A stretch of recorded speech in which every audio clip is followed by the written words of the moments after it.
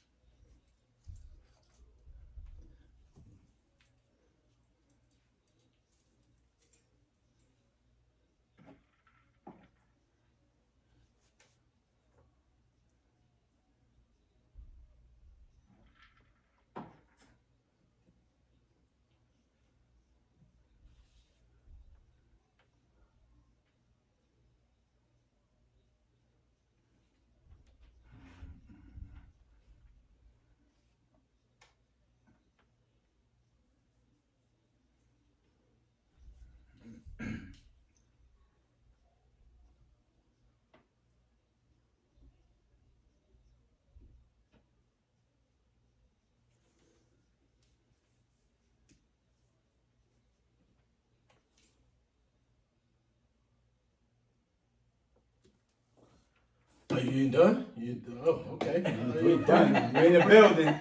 Back in the building with the Arguing Brothers podcast. Fellas, how you doing today? Man, doing great, man. Glad to be back. We good in the building, baby. That's Yo, man, it's been a long time. Happy New Year to everybody. Happy New Year. Happy New Year. Happy New Year to everybody. We've been down and out. Not down and out. But we've been out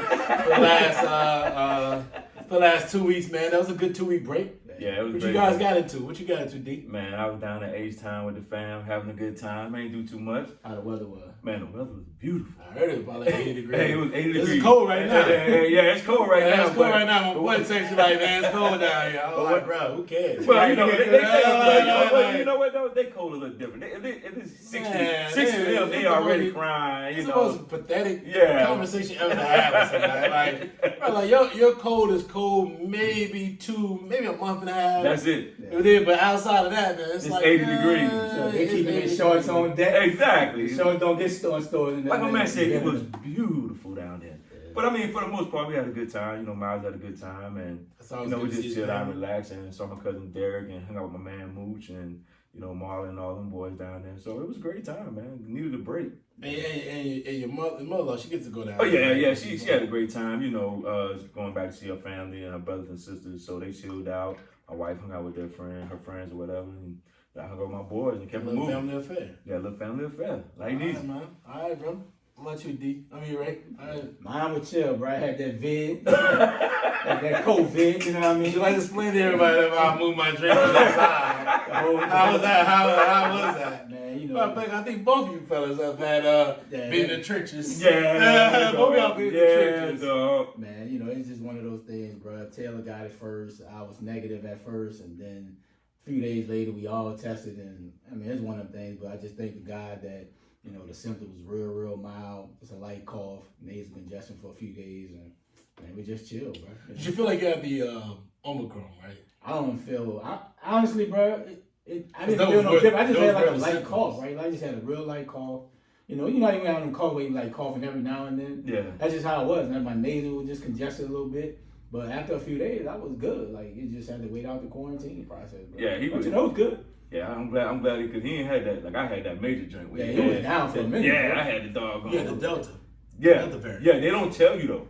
That's the difference. When you get that, you pop. They don't tell you. It doesn't outline what it variant is. that you had. But for real, yeah, I think I had the Delta. You know, I had like the first day wasn't too bad. I had the fever, but then when you get to that fatigue part, and that's what people don't realize. The fatigue part is really the most damaging part because you can just sitting at the house chilling, watching TV, and you can feel it coming. You can feel it comes on, but I mean, once you beat that part, and you're pretty much fine. But that fatigue is what makes it rough. I ain't had fever, no fatigue, none of that. Yeah, None of us did. We just chilling, man. It's what it is. You know, we beat it. It's all good. It's all good, man. Yes, sir. You know, it's mentally taxing on a lot of people, man. Oh, it is. Like a lot of people, you know, getting down about it. I'm like, bro, it's okay. And at the end of the day, what can you do? Bro, It's part of life. Yeah, it's part of life. It's part of life. Keep moving, bro. You know. You mean you can't live in It's no part of bubble? life, and it's gonna be a part of our lives for the remainder of our lives. Yep. For a long time. I mean, COVID-19 is not new, Mm-hmm. but the way things are working, the way things are going, is just more effective than it has ever been in the past. Yeah. So it's just life, man. You just gotta keep staying, keep trying to stay safe, keep being, sanitizing, all the above, bro. Just it is what it is. Yes, There's sir. nothing you can do out here, folks. Nope. Fearing it. It is what it is. But right now, it's attacking the world at such a high rate. Yeah. I mean, especially DC. Yeah. DC is running rapid, and it's an Without issue, and it's attacking the hospitals, and they don't have enough availability, enough staff to care for it. So, if you can get the vaccine, get the vaccine. If you don't want to get it, just try to protect yourself. Thanks. Yeah, Absolutely. without question. So let's jump into what's going on first and foremost, man. Let's talk about this transfer portal. There's a lot of things going on in college football. We're gonna talk about the national championship game. We're gonna talk about a lot of things, but there's a lot of things that happened while we were gone. Yeah. And I mean, first and foremost, a lot of transfers happened. Without question. Right? We Spencer Rattler is going to the University of South Carolina. Yeah. We got Caleb Williams, and he said he wanted to get to transfer portal. We don't know. He doesn't have some clear where he's going to leave Oklahoma or not. You got Bo down there, Bo Nix. He's going to Oregon. Yeah. You got a lot of top 10 players who's making transitions, Yeah. making changes. Programs making changes. Things are just happening very quickly. D, give me your thoughts on that, man. Is this good for college football? Basically, a new college football free agency. Basically. I think sooner or later it's going to be a bigger problem than what it is right now. Because I think a lot of guys, when we grew up, dudes competed. You worked your behind off, you competed, and you stayed at the school that you was at, and you competed and you earned your spot. It's just like, a lot of these schools, even back in the day, like at Florida State, you sat on the bench for 2 years, you played 2 years. You still made it to the NFL. Now, a lot of these kids, they don't want to compete. If you don't play your freshman year, then you're already out the door. Yeah. You know what I'm saying? So I think it's coming down to where it's going to be a bigger problem down the road. It's sort of a problem now where a kid, in high school, he gets told by a college kid, oh, we got you, but then they go in the portal, oh, no, we don't want you. We're going to get this kid out the portal. You know what I'm saying? So a lot of kids is going to get left out from high school, or they're going to have to go to a different school, a school that they didn't really want to go to, but they're going to go there just to get on that scholarship, then transfer to that school. Then you're going to have a lot of dudes in the portal that don't get picked up by nobody. So I think they got to reevaluate and when these guys can leave or when they can go into the portal. Now, if you're a grad transfer, you done graduated, okay, I can understand you leaving because, you want to go see if you can win a championship. I understand all that. But you're going to have some situation where a lot of these guys in high school are not going to get scholarships because they're going in the portal. Yeah. So I think they need to get some guidelines to this because a lot of these kids who in the portal, they're probably not good anyway. I mean, let's be honest. You know what I'm saying? Let's be honest. So I mean, I think they just need to get some more guidelines when a guy can transfer and when they can't. Man, I love it, bro. Like, if coaches can leave, why not let these kids, bro? And I get it, right? Like, you feel like pouting, like if you're not getting your playing time after your freshman year or whatever, and you feel like, oh, I'm out of here. At the end of the day, bro, these kids want to get to the next level. And if they feel like the situation is not great for them, let them go. And I'm glad the NCAA made that rule change to where now they don't have to sit out; they get to play immediately, right? I love it, bro. So what if you get a kid to come to Miami, right? Leaves Oklahoma, come to Miami. He loses his job. Now you can transfer again. Hey, bro, it's what it is. No, it's the rules, bro. But I'm saying you got to put some guidelines on that. I'm sure they do have guidelines that we don't know about, right? Because I'm sure you can't just keep transferring. Why you can't? I don't think you could transfer more than. I haven't looked at the rule But I'm sure they're not letting people transfer 3 or 4 times and just Well, he immediately can't. play. Because the dude from Miami, Which the one? dude that went to Miami from Ohio State, the quarterback that they got from Nevada. He went to Ohio State, transferred to Miami. He ain't played half a season. Now he's trying to transfer back to Nevada, all in one. So I'm saying you gotta have some kind of game. To me personally, I just think that I don't mind them doing it, but I do have an issue where these kids don't want to compete no more. They don't want to compete. I'm just saying they don't want to compete. These kids won't compete. No, when you leave after 1 year because you didn't get no play, no, that's a problem. So what's the difference between you got a job and you know what, man, I just don't like my boss. Man, I'm out of here. You got the liberty to leave if you want to. Why we can't? No, I'm not disagreeing with you leaving. All I'm saying is, sooner or later you got to sit your ass down somewhere. True. You just can't keep leaving jobs. Because guess what? Nobody's gonna hire you if you keep leaving jobs. True. I mean, I like the rule, bro. Honestly, it's just another extension of the recruiting process. Now you might have missed on a kid that didn't come to your school. Now you still have another opportunity to get this kid. You know what I'm saying? He may not be happy in his situation. He might go to Alabama, for example. We've known people would go to Alabama, bro, sit 2-3 years and play 1 year and go to the league. But not every kid has that opportunity just to sit for 2-3 years. Now you got an opportunity to go play, bro, and get on and play on the field and get a chance to go to the next level. Like, I love it, dog. Like, it is the best thing the NCAA probably is doing. But how many think get on the next level? Because there's only one.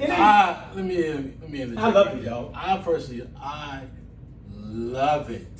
It's good, bro. I love it. First of all, it allows the players to take control of their own destiny. Facts. Which has never been happened before. Yep. Number 2, coaches go wherever they want. They can leave with 4 bowl games during the season. They can leave wherever they have to. All they gotta do is worry about a buyout and then move forward. So unless you have rules and regulations, guidelines for the coaches, when can they leave? When can they go to a new job? When can they figure that out? If they ain't gonna do that for the coaches, don't try to do it for the players. Facts. That's number 1. Number 2, and another thing, man, I love the fact that these players understand their worth. Hey, man, listen. You don't. If you want to compete, you want to compete, right? Iron sharpen iron. We all know that, but sometimes it just doesn't always translate. And you can be able to go to whether you go to Alabama. Alabama's lost a lot of good players. Players that left Alabama done great things. Jameson Williams. Did you see the Ohio State Utah game? Oh, did you see the talent at receiver? He didn't want to get on the field. Did you not see that? And here's the thing. Not only are they that talented, but it was 2 players who was Marvin starters. Harrison Jr. didn't even play all year. No. It was 2 starters who declared that they go to the draft. They didn't play. So the simple fact that they didn't play let the other dude and Harris go off. Come on, man. Listen, I love it. I feel like it makes perfect sense. Don't try to regulate it. If you can't regulate the NILs, you definitely can't regulate this right here. And it's translated through the college football. It allows teams to get really, really good really quickly. Michigan State is a prime example. Put it for the portal. Alabama did it. When I say Williams. They've done it with other players. It's a perfect thing to, at some point, it's going to allow HBCUs to be able to utilize it. I mean, that's the point. It's happening now. Yeah, it's starting to level the playing field in a lot of different ways, right? Hey, a guy sit here for a year. He doesn't even have to even sit and wait and transfer for a year and sit and wait now. There's no waiting period. He can literally transfer a new program and then play. Yeah. So, man, I love it. You keep your eligibility. You can jump on the field really quickly. Man, listen, I love everything about it. It's a college free agency. We never thought it ever happened before. It's happening. People are just mad. Dabo, what about the school? What about the education? Man, Dabo ain't never cared about no goddamn education. No, he ain't never care about Nava, but Clemson's suffering from it because one of the quarterbacks is a starter for Georgia. Oh yeah. Right? So he looking at it like, man, what about the education? Well, this is the thing with him, he got into a whole bunch of stuff. The players, Dabo didn't cut him. The players was like, nah, he can't do this no more. So there's a whole bunch of other stuff that was going on with him. So they was like, yo, look, he gotta go. Yeah. Well, so it is. Then he playing for the chip and they ain't. Yeah, that's true. So it's just like one of those things where you just gotta. It allows teams to get really good really quick. Use the experience, use the talent, and man, sometimes some teams just not utilizing their talent the right way. True. Yeah. You know what I mean? Like some guys want to get on the biggest stage. Now here's the thing: they know going to these particular teams they already have talent on the field. Yeah. I mean, on the field. So you know, you go to Alabama, you're gonna have to compete against somebody. Yep. Eli Ricks knows. Yep. Yeah. Hey, I may have been the man at LSU, but here I'm gonna have to get out here and show I'm gonna actually be starter material. Yep. You're gonna have to show it.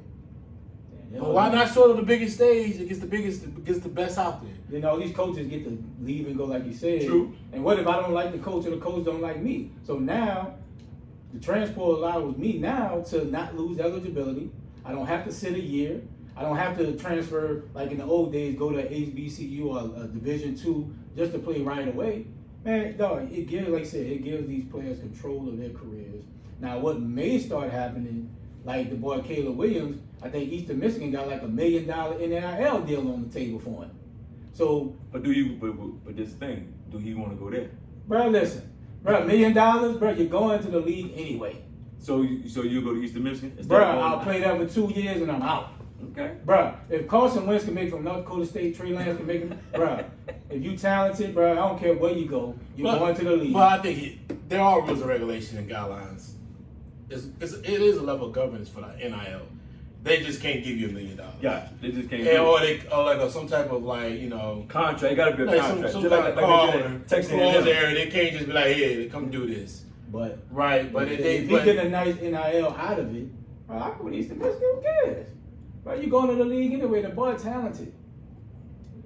Yeah. He got $1 million doing something else at a better team. True. On a bigger stage. True. The thing about that kid is he's from here. Yeah. So he's a DC kid. So it's really about him figuring out what he wants to do. I think he should come back home in this area anyway. I mean, go back to Merritt. I think I'm surprised he ain't trying to go to USC with But see, we don't know that. That's the thing. Even the number one receiver for Oklahoma in the portal too. Yeah, everybody. Yeah, he left. going. And he's a DC kid too. So All them boys left. But yeah, I love the options, man. Like, I just think it makes it interesting. College football at some point got a little boring, got a little stale. But now you got these players going somewhere else. Wild It West, makes boy. it very interesting about how these teams are getting better, who's on the team, the talent. It makes you want to watch it. Like, oh, well, who is this kid? Oh, okay. Like I said, James Winston, the prime example. I never heard of him. Yeah. He was stuck on that roster at Ohio State. He went to Bama. He said, okay, I want to get there. I can imagine him getting on the field because I'm looking at the talent they had. They got a lot of young talent, but they got talent. Yeah. And they got 5-star receivers left and right. And he comes out of nowhere, and he makes it. He puts a dent out there. Yeah. And Mitchell at one point was probably 1 and 2 in the nation as far as what they do as far as the talent. He made him a lot of And he made himself He made a lot of something money. like that. He made something Like, like because he probably was a second day, he probably first round surprise type pick because he did well at the combine. He run like 4. Now he like I don't need to go to the combine. He probably be like, I'm not running the combine, or I'm not this. You see the film. Yeah, you see the film. You saw what Yeah. you saw what it looks like. He made more money for himself. Yeah, absolutely. He did. So I love it. I love it, man. It allows, like I said, it allows college football to be very interesting. It was very dull for a minute. Mm-hmm. So I love what's going on with that, man. All right, so let's jump into what happened with Florida State. There's a lot of things going. They were upset, man. They were burning Deion jersey. They were burning Deion jersey when they came to that, bro.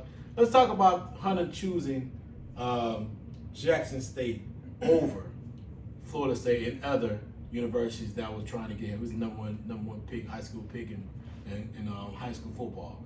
Right? Give me your thoughts on that. Like, what was your thoughts when you heard about this? Like him choosing, like I said, Jackson State over Florida State and other schools that are trying to recruit.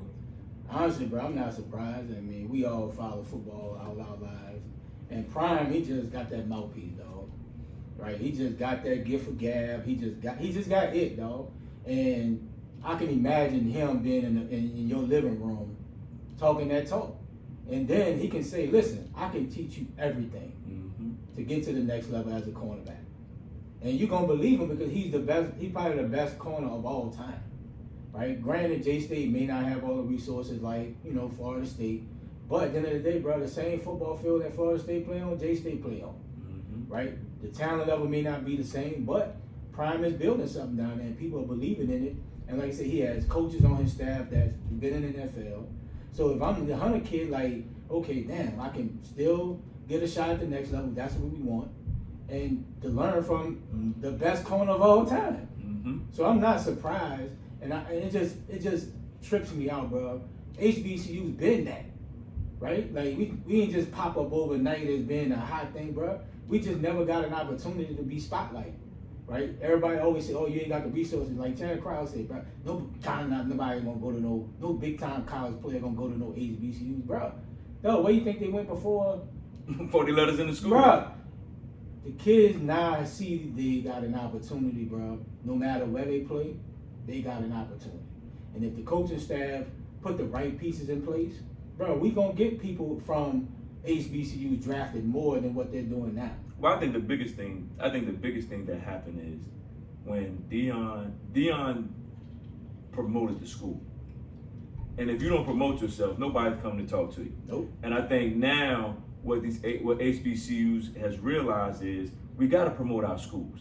You can't just sit there in the back and fold your hands and say, well, we'll get the kids and we're going to get it and then keep it moving. Yeah, we'll keep everything. Over. And those days got to be over, because at the end of the day, if you don't try to recruit these kids, these kids ain't going to come. Yeah, you know what I'm saying? You got to promote your school. You got to promote, your surroundings. And yeah, don't get me wrong. They might not have all the glamour and glory like these other schools have, but you still got to promote your school. You got to promote, and that's what Deion did. He promoted Jackson State. He went out there, look, I'm Prime, I'm on Twitter, I'm on this, and this. But he promoted the school, and when Prime went in that room to talk to his parents and to talk to him, the dude felt comfortable. He felt comfortable. You had to really feel comfortable to say, you know what? I see these other schools over here, but I'm going to go with Coach Prime. And because if he didn't feel comfortable, he wouldn't have did it. Yeah. He wouldn't have did it. Now, and on top of that, now, here's a kid, number one kid. He can really even make history, because guess what? If he goes in there and balls out and gets drafted, guess what? Another kid like him will be like, you know what? Mm-hmm. I saw what Deion did, and I saw what this kid did, despite all the naysayers who got pissed off. Because guess what? At the end of the day, anybody who got mad at what this kid did is a fool. Yeah, and the reason why I say this, this kid made his choice for himself. Yeah. You know what I'm saying? These kids are going to choose where they want to go. Let them choose where they want to go. You can't get mad because he didn't come to your school. Yeah. And at the end of the day, if this kid do what we think he can do and what he's capable of doing, and it carries over into the league, Prime done did his job, this kid done did his job, and now you're going to have other kids say, you know what? I can do the same thing this kid, or maybe even better. So I don't have no issue with it. People who got mad, they just done. Yeah, I definitely loved it. I mean, I'm not the biggest fan of Jackson State, of course. I mean, we all know why. But I mean, for the overall, for the swag, for the HBCU, is gonna be his team is gonna be the watching show. People are gonna want to see it. People want to see what this kid does. They want to see how that talent translates. Can he go out there? Can this kid dominate? This is not the first time talent has chose HBCUs over a predominant white institution. This is the first time a talent like him chose it and still gonna be able to was able to do the things he wanted to do. Yeah. That's the difference. I mean, Steve McNair was an amazing talent, but they wanted him to play linebacker at the end. right? Like that was the thing about it. Like he wanted to play quarterback. Yeah. It's now being able to play the position you want to play and still be able to do the things and present yourself with the same and show your talent. And now that he's under the wings of Deion Sanders, under that type of team, he'll be able to display his talent at the highest level, at that level, SVS level, of course, but at the highest level with Jackson State. And that's good for him. And I think he made the business decision for himself. He wants to be more comfortable. He wants to be around something else. He also wants to set a trend.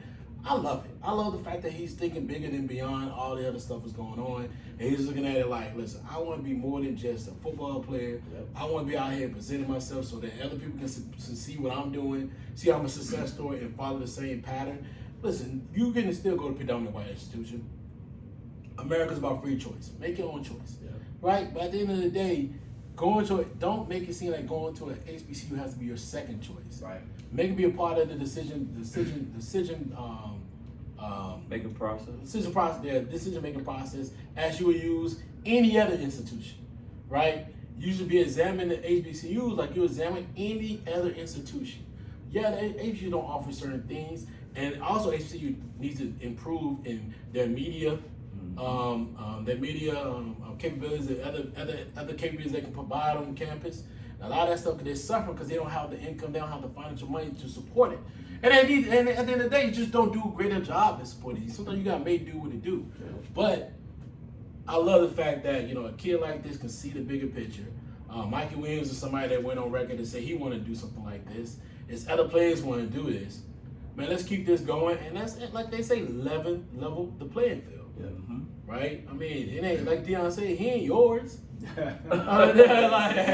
like Forrest Day, like it's they his. And see, that's the issue that I had when Like, people came out. Like, yours. they don't do that. Don't do that. Because so once I got to realize, y'all wouldn't let us in these schools. Yeah, he was like, You know what I'm saying? And then y'all posted, now y'all mad. Like Deion said, he ain't yours. Like shoot, like he could come play wherever he wants. If he choose Jackson State, I ain't want to see it next season. But I know he'll do a fantastic job. And, you know, hopefully he get the accolades that he deserves. Because I've seen him play last year, not even just this year. I knew about him last year. And he is a dog. Okay. That he is. He deserved that number 1 ranking. Yeah. He is a dog. Beyond it all. Yeah. Like he will get him, once he step foot on Jackson State campus, he'll be the best player on that field. Okay. Without a doubt. No It doubt. ain't close. No doubt. Not Shanor. Not what's the other kid name? 21. Shiloh. They can't touch him. Yeah. He is head and shoulders and waist better than them. Yeah. He will be the best player on the field. No doubt. And watching them against South Carolina State, they need him. Oh. Because boy, that boy from South Carolina State, who, by the way, is I don't know why people not talking about him. He should be a first day selection. Oh, he good. The kid from South Carolina He's State, the good. receiver, Nice. he is a first day selection. He is a first round talent. And people don't if they're not looking at him right now, they're tripping. And he's young. And he can ball. That boy can ball. Ball. He can ball. And he gave Jackson State everything they wanted. And once they got settled into the game, I was looking like, oh yeah, this gonna be a long day for Jackson State. And it was like he was giving them different route concepts. He gave the speed out on that touchdown, caught on over the back shoulder. Yeah. He went over the top. He literally, they tried to double him, and he couldn't do nothing with him. The kid, I watched him against Tuskegee. Yeah. When they played early in the season at the whatever class they call it, and he gave Tuskegee the business. Kid got skills. And I said, man, this kid is good. So we'll see, but man, I do love what they did, man. Yeah. All right, man, let's get to this college football recap of the semifinals game that happened this past week. Let's start with Alabama and Cincinnati. Ray, I'm gonna start with you on this, man. What was your thoughts on that game? It showed a lot from Bill O'Brien being patient, because Cincinnati had a great game plan, bro. They didn't let Bryce Young get comfortable just slinging the ball over the field. They made him hold it, make quick reads and get it out of his hand, because really nothing was open majority of the time. Like Williams, known with the big play receiver, he probably had about 6-7 catches, probably like 20, 30 yards, right? So I like the game plan with Cincinnati, but they just couldn't stop the run, bro. Like that just killed them, bro. Brian Robinson Jr. just went ape on them. And that's the difference. Yeah, the trenches. And it made a huge difference. It just wore them down. But yeah. If I'm Cincinnati, bro, I don't hold my head down. Like you put up a valiant effort. You were in the game, right? It's just Alabama just better than you. They made more plays. But the game plan defensively, if I'm Georgia, that's something you might want to look at, even though they beat Georgia the first time.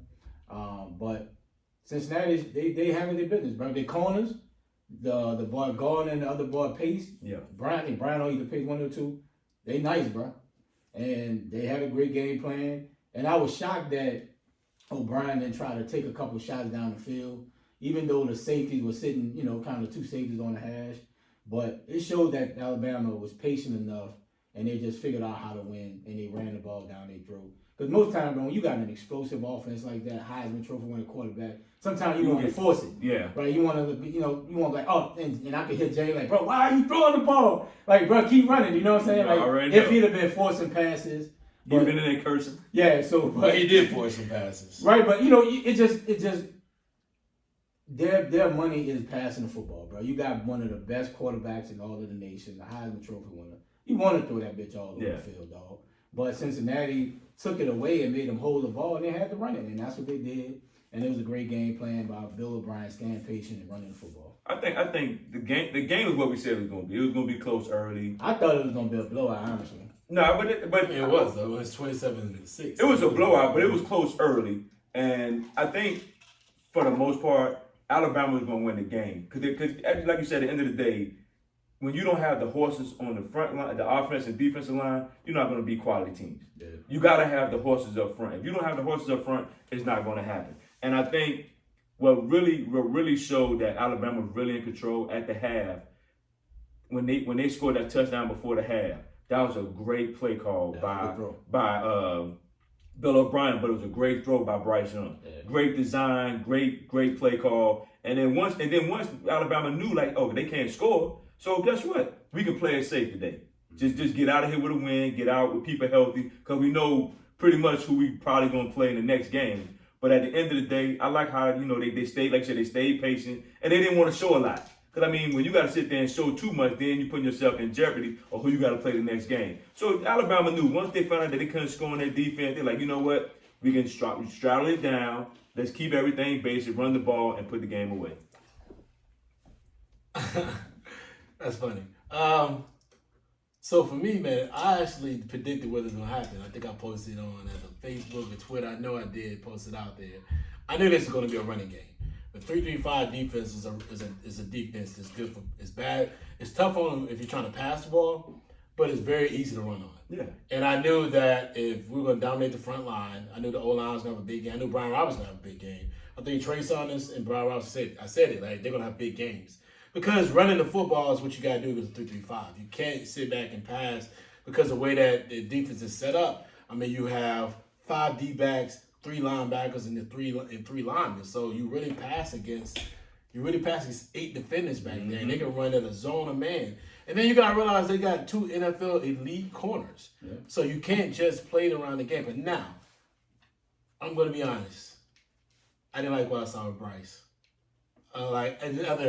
Either he took that Heisman tour a little too long, a little too real, a little too much fun, because he didn't look sharp.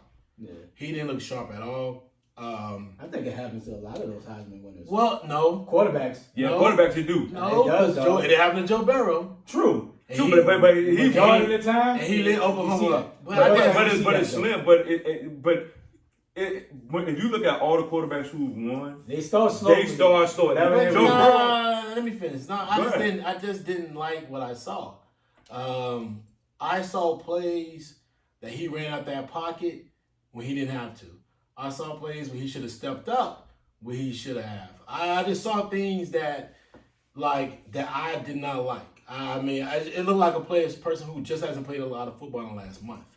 I just saw that. I just didn't see the sharpness. He wasn't sharp at all. Yeah.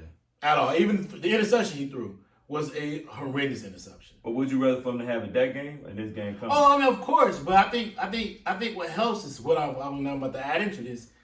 What I also saw was a defense that's finally starting to play to its capabilities. The D-line, they dominated Cincinnati O-line. Yeah. What's the kid name? Number 31. I can't remember his name right now. Anderson. Anderson Jr. This kid dominated them. Overall. I mean, he was in the backfield all day long, so was Dallas Walker. So I enjoyed the fact that I saw the D finally look like they're reaching their potential. The O-line still seemed to regress a little bit when I didn't like that. They were giving up on things as far as just putting pressure in Bryce's face. But I think some of the pressure that Bryce was facing because he just wasn't moving the pocket well, in my opinion.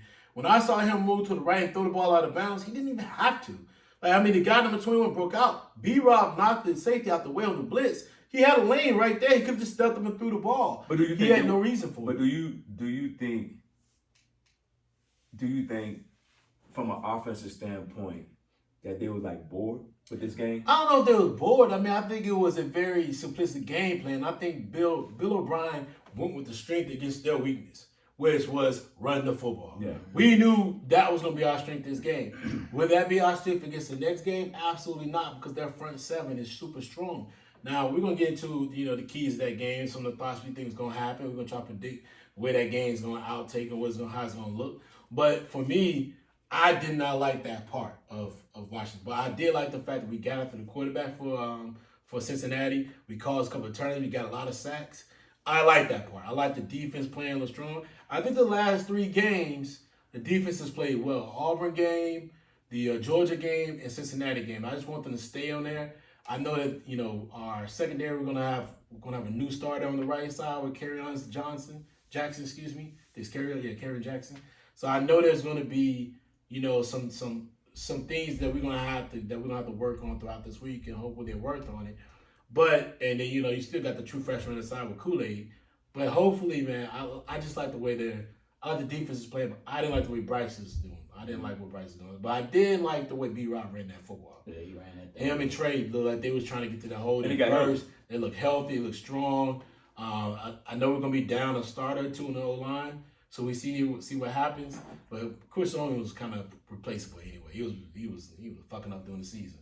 So now it was just I know people gonna try to go and blitz around that edge and get to Bryce, but hopefully we shoot some things up. But man, there's some skepticism to be thought of during this game, but I just didn't like the way Bryce was playing. I really hope that he really dials in, let the Heisman stuff go.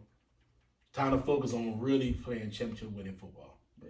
All right, man. I think he'd be locked in. All right, D, I'm gonna start with you. Michigan, Georgia. What was your thoughts? Man, I never thought it was gonna be that bad. Yeah. Because my mind was thinking like, okay, Georgia just got to beat down by Alabama.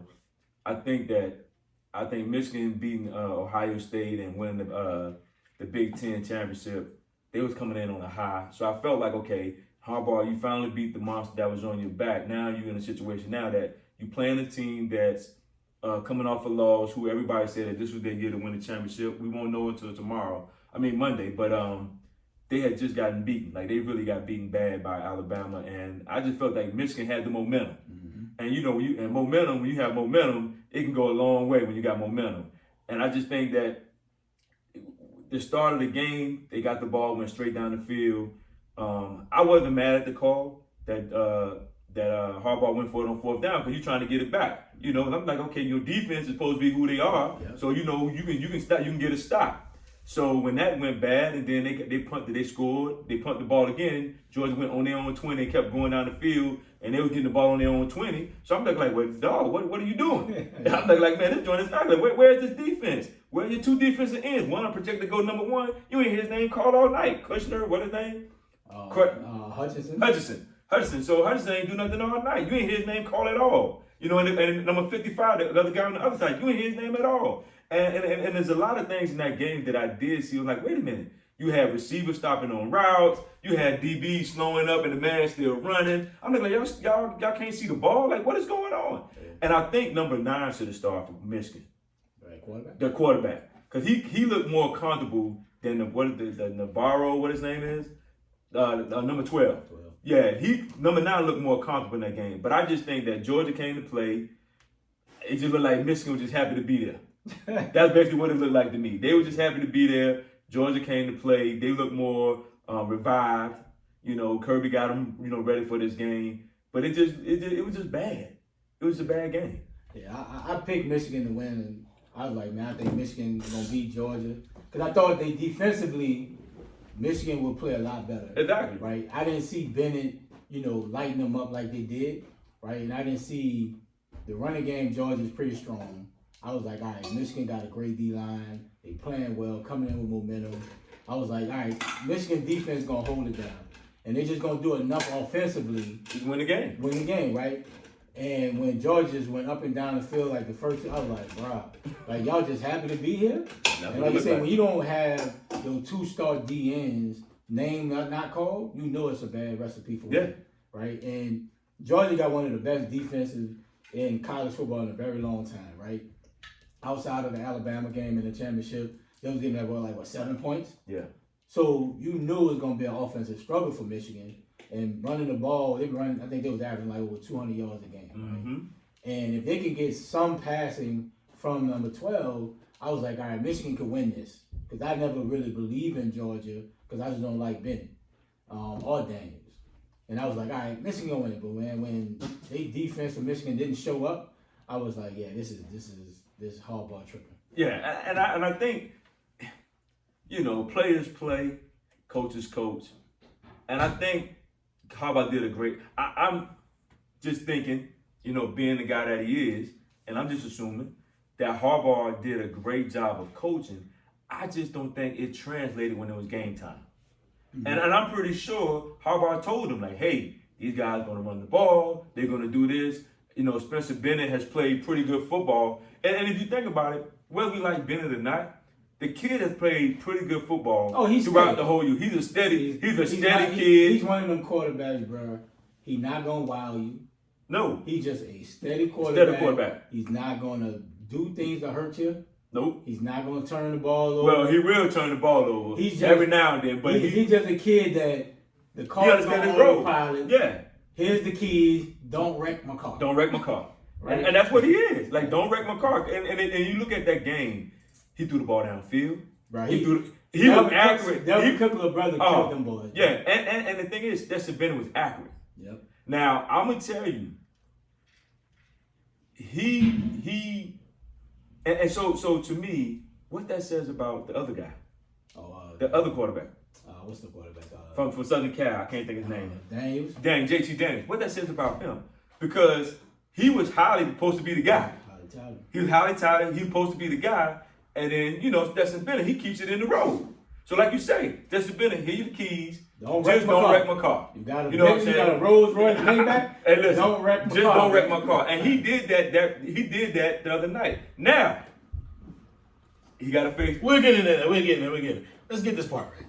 Let me give my thoughts. First of all, I knew Mich was going to get blown. I think I told you that. Yeah. You told me.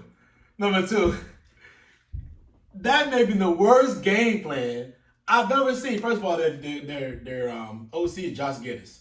Josh Giddis was the wide receiver coach for Bama when we got blew out by Clemson. Mm-hmm.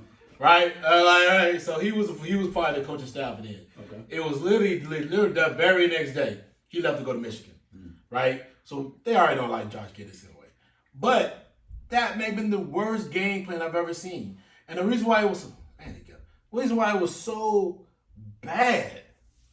I mean, when I say bad, why it was so bad was at one point they literally went from this, 2 tight end set, get in the trenches. Let's see what we can do against Georgia. Man on man, we're better than what they are and what they do. So try to go to some spread concept.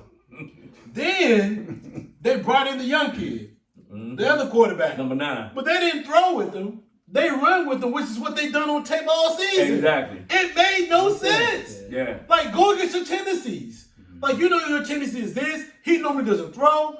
But I'm throwing with him on that play. Exactly. Like, somebody gonna be wide open because that's what they see. They see him running. Mm-hmm. Man, what is you doing? And then I'm like, okay, so I'm watching the game. I'm saying, okay, if you're going to play big boy style football, and you're going to put these 2 tight, then just do it. Exactly. You can't just be like, all right, you know what, it didn't work these first drives, and then go back to something. No, man. And what's the quarterback? McNamara. That's not his strength. No, it's not. His strength is not to sit back and throw the football 30, 40 times. Mm-hmm. So he's a play action type of damn thrower anyway. So you really should have went and came to his strength and said, we're going to run the ball. We're going to play. We're going to beat this team up. Mm-hmm. We may lose, but they don't know that you played against us. And we're going to go against our strength. It made no sense at all. It may have been the worst game plan I've ever seen. Even defensively, their plan didn't make. I get it, they were blitzing, and they eventually just stopped blitzing Stetson Bennett. But dog, you pass to Stetson Bennett, he don't throw deep. He only throws deep on the right side. He has to run over to get over to that side so he can get the ball out anyway. So once you see him on that right, that's why I didn't understand what that corner was doing. Who stopped? Once you see him go on that corner, because he's looking back. That was the linebacker. What? The linebacker was the one that Dalvin Cook brother called? That was the linebacker. No, it wasn't linebacker. It was number 7 for Georgia.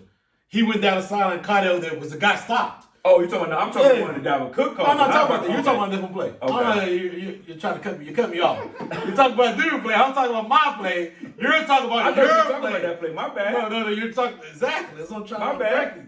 So 7 goes down the field. The guy with the linebacker, he got caught with a crossway. It was more of a crossway because I think James Wright was on the inside. No, he was on the outside. Well, he just ran straight down the field. So, but that was stupid anyway because I think they blitzed on the other side and Stetson Bennett got hit. He got hit when the ball was fluffing in the air. But then everybody knows when James Wright goes, he flanks out. They're throwing to him. They're never going to do anything else. And he doesn't run a slant. He ran straight down the field. He just runs a go every time. He beat us on it 2 years ago when they ran that shit. This year, they tried it in the championship game. He couldn't get it because our linebacker was sitting on top of it. And we kept the safety. Everybody knows they're going to throw it to him. Man, and it's like the dumbest game plan.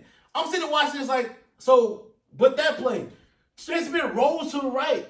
He fakes, I don't know if they were running, I don't know RPO, I don't know what it, but he fakes, he gets a fake. The kid goes down the field, and he flanks to his right, and I'm just like, you know he's going to throw it. When he looked, the corner looked, he stops. And the guy kept going. He catches the ball. I'm like, dude, why in the world would you stop? Don't you see Stetson Bennett running to the right? Yeah. He ain't throwing nothing else. Yeah. Because, man, it was the stupidest game plan. And here's the thing. You have to hit Stetson Bennett early. Mm-hmm. You have to get him off that. You got to get him off that pivot. You got to get him throwing erratic because he will throw erratic because he's a very smart kid, but he will throw them picks. Mm-hmm. He throws them. But you can't be a simplistic defense. You got to show them something, and then you got to take it away. Yep. You got to eventually take Burrow away and then do something else. Michigan at one point, they stopped them like 3 or 4 drives in a row, and they couldn't move the ball, and even the interceptions they were throwing didn't make sense. I'm just like, bro, like at this point, that's just not his strength. Run something else. I mean, it just was the stupidest game plan, and they got down, and they got desperate.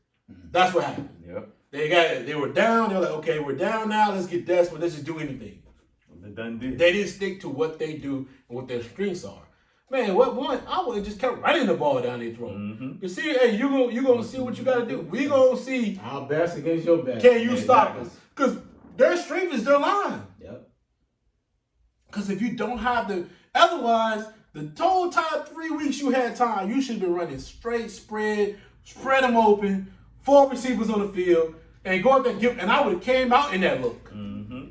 And make them see what they do. Yeah, right? Yes. Take those linebackers out the game. Yep. You're either going to have to blitz those linebackers or we're going to abuse them with our inside secondary. Exactly. Yeah. You're going to, Nakobe D, yeah, you fast, you go field for field, but can you go up the field? We're going to see. Because I'm running my backs on that or the inside slot, or I'm taking my tight ends and see what you're going to do with them. Yeah. Because I can see you can run down and track down this dude coming up the field. Yeah. But can you stop that tight end going up the field? Yeah. But man, it was the stupidest game plan I've ever seen. I was watching that, man, like this is the stupidest game plan. I'm watching it like, so this what you gonna do right here? Like You didn't even fight. Like, why would you run that game plan, bro? Like, why would you run that? Like, it was the stupidest. Even the times when they were playing Bauer, and they flanked Bauer on the inside, they broke him on the outside, he ran up I'm just like, bro, once you saw Bauer in the slot, dog. You knew he getting the ball. You know he getting the ball. Tell your linebacker to back up or tell the safety, hey, back up, or the opposite receiver. Exactly. You go cover 3 at that point. Because then I say, okay, you go cover 3, and if they throw that ball, your guy's sitting right there waiting for that pick. I'm going to cover 3 right then and there. It was the stupidest game plan I've ever seen, man. I was over it, man. I was over after the first half. I was like, man, go to the NFL, man. All right, bro. So let's get into the national championship discussion, bro. We'll start with you, what you did. Give me your keys to the victory for both teams. Georgia got to come to play. I mean, you got to come to play, but at the same time, Stetson Bennett got to be steady. He got to be steady. He got to be willing to take some shots, but also, they got to get the running game going. I think if Georgia get the running game going and they can get pressure on Bryce and not turn the ball over and not get out coached, because that's what's been going on in the past. 5 times he done got beat by Nick. I think they have a chance of winning. On the flip side with Alabama, Alabama, like you said, offensively, they need to go back to doing what they was doing. Bill O'Brien need to have a better game plan, have Bryce sharp, mind into it, and if Alabama needs to run the ball. And the offensive line need to do what they did the last time. Max protect or, get in the trenches. This particular game is going to be one in the trenches. Who can stop who? That's what it boils down to. Because everybody pretty much got good skill players on the outside.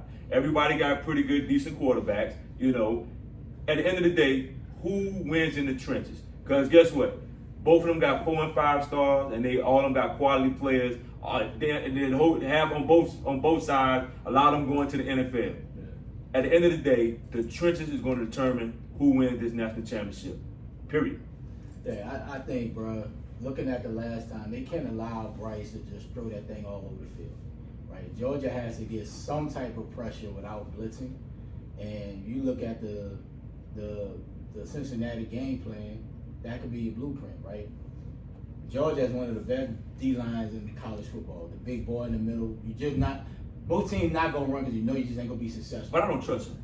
Yeah, but, you know, the fear factor is there, right? So, what for me, for Alabama, which receiver going to step up outside of Williams? James, right? Because now you have no Munchie, right? Is Billingsley going to Michi? Billingsley going to be the guy? We're going to go with Bolden. What's number 7? Brooks? Yes. Which one of those two guys of those three going to step up and fill that role, right? For Georgia, Bennett has to play better. Yes, Alabama has a great front seven, but if Bennett plays well, that opens up everything, right? The weakest part of Alabama, to me, is the secondary, their corners. They're beat up a little bit, right? The kid, what's the kid that had the hip injury? He was on the pipe. He came back from a hip injury. Talking about Davis? And it was Davis. They secondary is a little banged up. They had some time. He won't play. Right, so now you got youth at the secondary, at the corner spot. Can Bennett make some throws to make Alabama not be able to just come full blast because they're going to stop the run? That's what Georgia really want to do. So for me, that's the keys to the victory for both teams. Who can step up in the receiver group, and who can Bennett make some throws against Alabama defense against their secondary? I'm gonna tell you one key thing before you go, Jay, that I think they're going to exploit. Who going to exploit? Alabama. Kendricks can't cover, bro. He did get 2 picks. One of them, they should have been a pass interference, and the other one, the receiver just stopped on the route. Yeah, he pulled. But I'm gonna tell you right now, they're gonna exploit him because and like James said earlier, Michigan had a dumb game plan. When your receiver just ran by Kendricks a couple of times and you didn't give him the ball, that's your fault. Yeah. And I tell you this, they saw that on film to where if you give Kendricks a double move, because he get caught flat-footed a lot, they're going to attack him. I'm telling you, they're going to attack Kendricks because Kendricks plays a lot flat-footed. But like I said, at the end of the day, it's all about who can do what in the trenches. Yeah. It's going to be a trenches game. We're going to see. And if Alabama can max protect and Georgia can't blitz them, it's going to be trouble. We're going to see. The keys to the game for each team. I'm going to start with Georgia here. Here's the thing. I understand what you said. They can't. It's not a blueprint. You know, blueprint means you need to have the talent. They can probably line up with a 3-3-5 defense, give them a deep 3-3-5 look, but you have to have 3-3-5 players. You have to have a stout outside corners. They don't have that at all. So, and if you put in another DB, that'll actually allow them to run the football again like they ran the football before. So you can't run that. Therefore, in the end, we're definitely gonna run the ball to the left. Matter of fact. And we're gonna run the ball down their throat. So you can't run, matter of fact, the same type of defense with that type of talent you have. They're a edge press talent. The problem with Georgia is Georgia needs to the blitz to get sacks. They have to blitz to get sacks because their best sack makers or their best sackers or whatever you want to call them are their linebackers. N'Kobe Dean, Nolan Smith, and I think number 80. I think his name. I can't think of his name right now. And the guy who was their best sacker, best blitzer, or the best put a lot of pressure on teams was a kid that got arrested on the unfortunate LA's rate charts. So it's a lot of situations where they have to manufacture pressure going through bringing their players at all times. So that's gonna be tough. That's gonna be tough on Alabama's O-line too, because some of those blitzes gonna be exotic. They gotta be looking around. They gotta be focused. And like I said, they may be down 2 starters. So they're gonna have to bring the pressure. They probably gonna have to bring safeties. They're gonna have to really put a lot of pressure on Bryce to make him play off his back foot, to make him play, at times kind of erratic and make quick decisions that he may not want to make. Because the one thing about Bryce that's like Matt was, both of those guys, when you got time, they're going to carve you up and they don't make a lot of mistakes. Yeah. So, the thing is, it's going to have to be, their front seven is going to have to generate that pressure. Jordan Davis is not a type of player that's going to bring pressure. He's just a stout run stopper. He's not going to be able to get in there, and it's just too much. And so they got another guy named White. He's another type of guy. Both of those guys manufacture pressure. I mean, they're run stoppers. They're just not manufacturing pressure like that. Now, I will say this. Alabama O-line is a little, like I said, they're a little beat up. They don't have to worry about that. In Georgia, if they can win that one-on-ones, that does give them an opportunity. Yeah. It does give them an opportunity to make plays, and that's what they're going to have to do. Now, offensively, Georgia is going to have to score.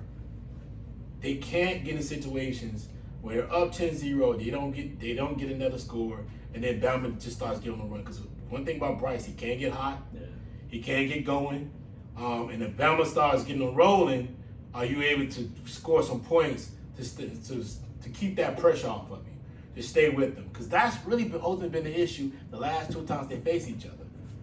Georgia's got up on them, Alabama starts scoring the football, starts scoring points, and then now they made them one-dimensional. Yeah. So now it's like you got to throw the ball, and that's just when Stetson Bennett has to throw every single down. There's no mix, there's no run-pass option, there's no this and that going on. They're just one-dimensional. It's tough for them.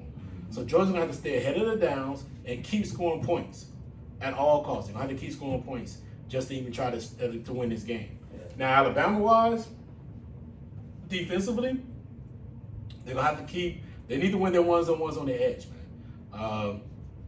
They got to keep the run game to a certain minimum. They've been doing that pretty steady in even during the regular season, even in the last game. Keep that run game to a certain level, but overall, my man Tim Anderson Jr., Will Anderson Jr., Will Anderson Jr. and Dallas Walker, those guys got to win their one-on-ones. Yep. They got to be able to get there and get pressure on Stetson Bennett one-on-one so we can keep those 5 DBs back there. We keep those 6 DBs back there to make it very difficult for Stetson Bennett to find the wide-open players. So if you can win those one-on-ones and get that pressure with 4-down linemen, it opens up the game for the defense, and they be able to get there and get pressure and they get those turnovers, which they're going to need in this game. They're going to really need. Whoever wins the turnover battle is going to win this game. All right. Offensively, Alabama. Listen, the O-line's got to stay strong. The receivers got to come ready to play. But I'm going to tell you the game plan I really think they're going to do. I think they're going to do what Clemson used to do to us. And they're going to play fast. They're going to play fast. They're going to play speedy. They're going to try to wear that defense down. They're going to try to put 90 plays up there. They're not going to go slow. They're going to play fast. They're going to play quick. They're going to try to stay ahead of the chains, run and keep the third down to like 3rd and 2, 3rd and 5, and keep the ball moving down the field. Take the small route, keep going, and keep that defense on the field and run them ready. And then once you run them ready, and get big boy about it, because then when they're tired and they're ready and it's in the fourth quarter, they're making a 4-quarter game, then you're going to pull away from them. Right. I think they're going to try to get as many plays in offensively, play fast, keep it open, because I won't be surprised they don't go 4 or 5 receivers in the first drive just to see what their defense done and how can they adjust to it and be able to run through that and run out of that and still be able to get the ball down the field. I just feel like they're gonna play very quick tempo. Yeah. They're gonna run a lot of tempo plays, get on the field, and we get out there and get up and down the field and wear that defense down. So when they hit the fourth quarter, they pull away. Yeah. So we look forward to see what's happening. It's gonna be a chess match. I love it. I love it, man. I love this. Well, that's what you go to Bama for. Give me your prediction. Who's gonna win on Monday? Bama by 2 touchdowns. Whew. Wow. I got Bama by 10. I just don't see Georgia, it's mental for them right now. And Kirby to me in big games like this just don't do it for me. I just don't do it for me. And I think and I know Bowers is his guy. everybody know Bowers is his guy. And I think Nick is going to take Bowers away. Now you're going to really see what Stetson Bennett really can do. Like, because Bowers, I mean, he's elite. He's an elite tight end / wide receiver, whatever you want to call him. Yeah. He gets open, he makes plays. But I think Nick takes Bowers away. Now what you going to do now, Stetson? Because you can't throw to running backs all night. He going to make him throw to some other people on that field. And I think that's where the Williams kid going to do the damage with that one-on-one. It's going to be interesting. I think I do like the way, like I like our chances. I ain't gonna lie. I was confident in the SEC championship game. I mean, I told everybody. I was confident then. You weren't here. But when Key and Ray was here, I was confident. They were like, Ray was confident. Oh, then that shit over. But I was not beating that nigga. I was confident. I was just like, I told him, like in my mind, I was like, and I said, he gonna go against the grain. I feel the same, but I feel the same way now. I feel like I feel like I'm confident in the fact that the game plans will be executed the way Bama wanted to. I just feel like sometimes, and I hate when people say Georgia didn't come to play. They did come to play. Yeah, sometimes you have a team that understands how to play. I mean, Nick built that defense. So he understands where the weakest spots are in that defense. And I feel like he's going to have his boys ready to play. He brought that tight ass leather jacket. Like, that thing was tight. You thought that thing was old. Like, they said, his daughter said that jacket 30 years old. It came with that tight leather jacket on. I mean, I just feel like he ain't looking at it like he's not worried. I just think that he looks at the game plan like he feels like he has a great understanding of what's going to happen. And I feel like his team is ready. I think they're ready too. I think Nick knows. Like Nick in the mind frame like, yo, it's about these championships. If I can get 10, I'm gonna get 10. If I can get 12, I'm gonna get 12. I mean, at the end of the day, yeah, he's 70+ years old, and he's at the point in his life now. Like, look, I don't know how long I'm gonna be out here coaching. So while I got these opportunities, I'm gonna pound you while I got these opportunities. Guess what? At the end of the day, these opportunities don't come all the time. But I think with him being where he's at now, you know, you gotta handle the business. I don't care who you are. I gotta handle the business. And just the simple fact that we're the youngest team in the SEC, by the way. I don't know if people know that. But I got a roll, Tyro. You know, you already know I think they're going to win. You know, I think they're going to win. And I ain't going to lie to you. Like I told Key last time, when Key was like, y'all got to see their defense. They got to see our defense, too. And I think it's going to be I think we're going to win more than 17. I ain't going to lie to you. I think we're going to win more than 17. Okay. And I'm going to go right down there to MGM since they opened up the sports book. And we'll make a play. But I think they're going to win more than 17 points. Okay. So I like it. I think it's going to be one of those games. I think it's not going to be as close as people really think it's going to be. I think that, I think Georgia's a very good team. But I think people doubt this Bama team all season. And I think a lot of people feel like they just played their best game against Georgia last time. And they're not going to play a great game this time. And I think they're going to execute even more better. I think it's going to be even better. And I feel like the fear factor this time around, they know what they're going against. I feel like they're going to handle it even better this time around. So I like us in a nice, comfortable win. Let's do it. Yeah. All right, bro. So let's get to the NFL. Let's talk a little bit about AB. All about Bucs. All about billions. AB. Now he ain't the boxer. We talking about the football player. Antonio Brown, man. Like, man, let's go on. We're going to ask questions who to believe about whether it's AB or the Bucs. Right. But let's start with you, Ray. Let's just talk about you saw this interview? Yeah. How you absorbed all the things been going on? Give me your thoughts on it, man. Let's get our thoughts on it instead of just talking about who to believe. And I can believe Arians probably told him he was done. I can probably believe that, right? But knowing who you are, AB, and your track record, you can't react that way, right? You can't throw your pads. Like, you could have handled it a bit more professionally. I know you might have felt played. You might have had your emotions and, you know, they're trying to stop you from getting your money. He could have easily just walked off one of the trainers and nobody would have never said nothing. It would have never been a story. But AB has been who AB is, bro. It's always theatrics. It's a big deal. It's a story. Now, fast forward to this podcast he was on. Bro,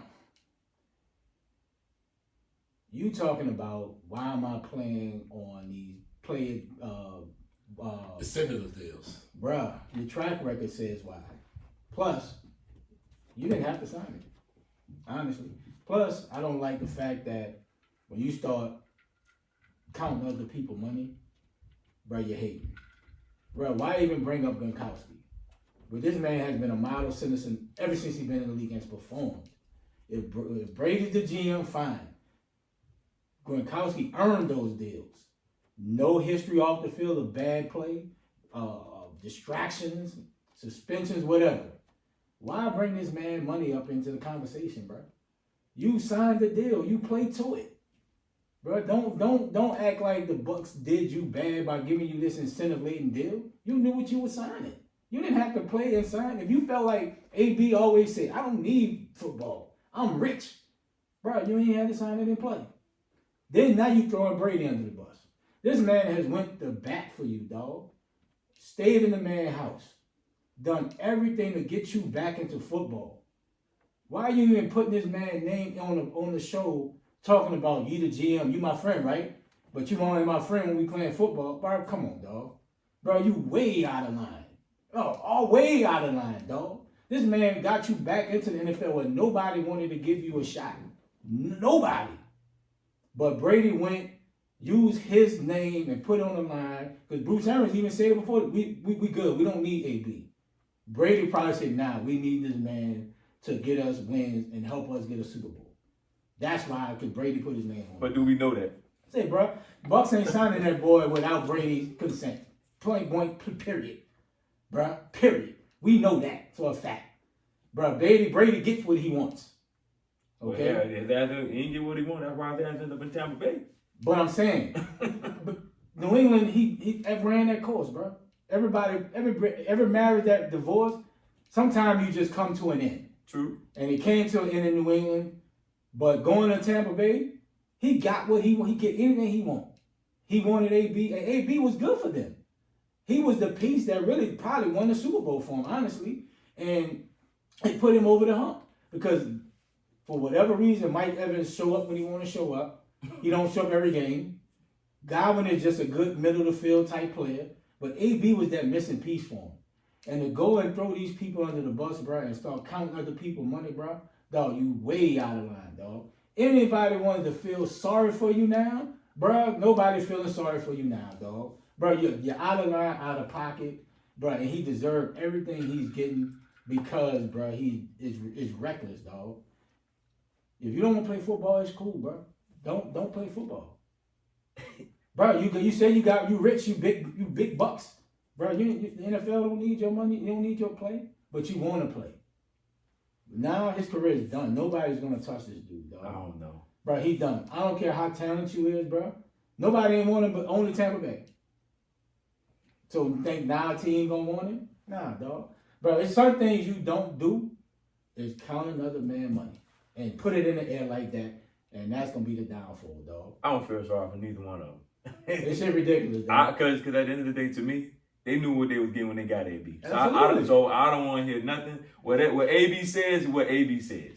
It doesn't bother me. Because at the end of the day, they knew the kind of person what AB was when they signed him. They knew these outbursts and this stuff was going to happen when they signed him. It did the same thing when he was taping Mike Tomlin up in Pittsburgh. All this other stuff. They know this.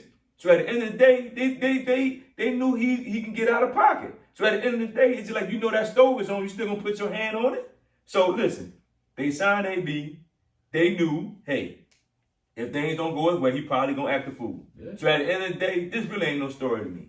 It's really not. Now, could he have handled it better? Yes. Him and Aaron could have handled it better. Because Aaron said one thing on one day and said something different the next day. So at the end of the day, who we going to believe? Now they're going to give Aaron the benefit of the doubt. But dog, at the same time, you said one thing on one day, changed your story the next day. AB said this and said this. At the end of the day, I don't feel sorry for none of them. At the end of the day, you knew what you was getting, and AB, you knew what you signed on to. So guess what? To me, it's not a story. AB, he should have handled it more professionally by, he should have took it. If anything, just go sit on the bench like, look, man, I can't go. Trainer come check me out, but I can't go. And they kept it moving. Just walk off the field. No, don't walk off the field. Well, you could have walked just go sit on the bench and talk to him later. Like, that's what you do. You don't just walk off the field, throw your pad. Just go sit down on the bench and keep it moving. You know what I'm saying? You just ain't going to play at the end of the day. Because people believe what they see. Exactly. Right? But this off thing. The break, there go AB. Bro, that boy tripping. without knowing any of the conversation with BA, Bruce Arians, or whatever, there go AB. Here we go again. The boy always puts himself in these situations like, bruh. But this is the thing. People know this about AB. It ain't nothing different that they ain't never seen before. This is his behavior. And you signed him. He can't get mad about his money, and the Bucs can't get mad about what happened. Because guess what? That's who he is. And at the end of the day, until he makes changes within himself and get help or whatever he got going on in his life, that's just what it's going to be. He don't feel like nothing wrong. Well, of course, people don't feel like it's just like an alcoholic. They don't feel like they don't feel like they're alcoholic. You know what I'm saying? That's why they keep drinking. Until nobody say, you know what, we're not going to sign him, we're not going to do nothing, and just let him hit rock bottom. That's the only way he's going to find out. Say, bro, I wonder who in this dude's circle, bro, that's talking to him. But it does. But sometimes you can talk to a guy till they're blue in the face. If he's not going to listen and he's still going to do his own thing and say, I don't have a problem, guess what? In his mind, he feel that he don't have a problem. Yeah, it is what it is. It's wild, dog. I look at the situation, and it's just from top to bottom, it's just a terrible thing moving forward. For AB, I think his career's done. I mean, the GOAT is Tom Brady. If you can't get along with Tom Brady, who has been throughout the league, people have always repeatedly stated that he's a very nice guy, good teammate, great teammate to deal with. Always looking at his team, looking for his teammates. I always want people to succeed, willing to help, willing to bend over backwards for players. I mean, you already know it right now that other teammates may not trust AB moving forward. I mean, I don't care if he's playing against a good team. If let's say Kansas City came calling, the odds is they're also gonna give him a incentive-based contract because he's not reliable, he's not trustworthy. Yep. If he doesn't get the ball, what's gonna happen? Act like a fool. I feel like, man, listen, I feel like this time here is a move on. Yeah. Football may not be your thing anymore. Yep. You had a great career. Yep. The Hall of Fame thing is probably going to be Done. very sketchy. Done. So it's unfortunate. And it's unfortunate because he's a terrific football player. Amazing. All-time talent. I mean, he was an all-time great player. Yep. He's an all-time great player. Yep. And I just feel like at this point now, it's just time to move on. You did what you could. It didn't work out for you. If you want to go on this rampage, that's okay. You do what you need to do. But that how you handle things is on you. But know in the back of your mind that you're no longer going to be on the football team, on a roster again. Facts. So if you want to go on this, you want to go to Charade, you want to go in different podcasts and shows and different shows and talk and speak your stuff, speak your truth the way you feel like your truth is predicated on what you think. That's okay. But understand that the consequences of it is you're not going to be on a roster again. So don't look for the team to come call it next year. Mm-hmm. It's okay. Yeah. Let that be known for yourself that you're probably not going to be on a roster next year. And just move forward. Right? Because that's the consequences of doing what you're doing right now. Yeah. So I'm okay with him wanting to speak his truth and feel like, hey, man, I want to let everybody know what happened. And if whether it's all true or not, it'll come out. But at the end of the day, he has to understand, hey, listen, it is what it is. Now, I'm probably not going to be on the roster ever again. And you move forward with your life. Yeah. And if you can do that and you can be happy, I'm cool with that. If you're not, you know what I mean? It's on yourself. Yep. And that's pretty much it. Yep. All right, man, let's jump into what's been going on as far as NFL, man. I mean, it's a lot of great tandems that we see this past season. Quarterback for the Rams, Matt Stafford and Cooper Cousins one tandem that I know is really good. Jefferson and even Kirk Cousins. Kirk Cousins, they've been a good tandem, and then there's also been Joe Burrow and Jamar Chase. So I'm gonna start with you, D. What's the best tandem in the NFL as far as quarterback and receiver? Because I also think so. We got down as Joe Burrow and Jamar Chase being the best tandem. But who do you feel is the best tandem in the NFL right now? From looking at who the best receiver is, Cooper Kupp and that old boy, Matthew Stafford. You go look at who the number one receiver is. He got the most touchdowns. He got less drops. He got less drops than Jamar Chase. I think Jefferson and Kirk Cousins is a good mix because the dude run great routes. I think, and the reason why I'll put Jefferson ahead of Chase because Jefferson run all the routes. He runs good routes. He does everything. Chase, he okay, but most of his stuff is deep. And you know, but I'm going with Cooper Kupp and Stafford. Cooper Kupp is a monster. He's a monster. That's just what it is. He got more touchdowns, he got more yards, and he's, you know what I'm saying, he's that guy. And I'm going with Stafford and Cooper Kupp. So I would give Joe and Chase probably top 4. My number 1 is clear cut, bro. I know Kupp is having a great all-time year, but bro, Devontae Adams is the best receiver in the league, dog.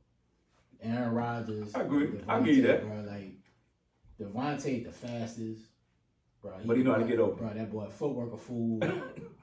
He gets open at it. Dog, he can have a step on somebody. Aaron Rodgers putting that thing right on him. Yeah. So for me, it's clearly Aaron Rodgers. Aaron Rodgers. Yeah. Chase and Burrow, their future is bright. Keep talking about good in the gold jacket. Nah, you don't get nobody no gold jackets. Stop. 2 years in a year in your career, bro. I will say, Joe is slinging that thing. Chase is having a phenomenal year.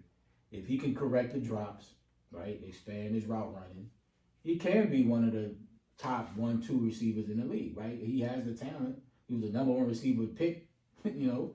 So he has that. But until Aaron Rodgers and Devontae step out, hell, even Pat Mahomes and Tyreek, or Pat Mahomes and Kelsey.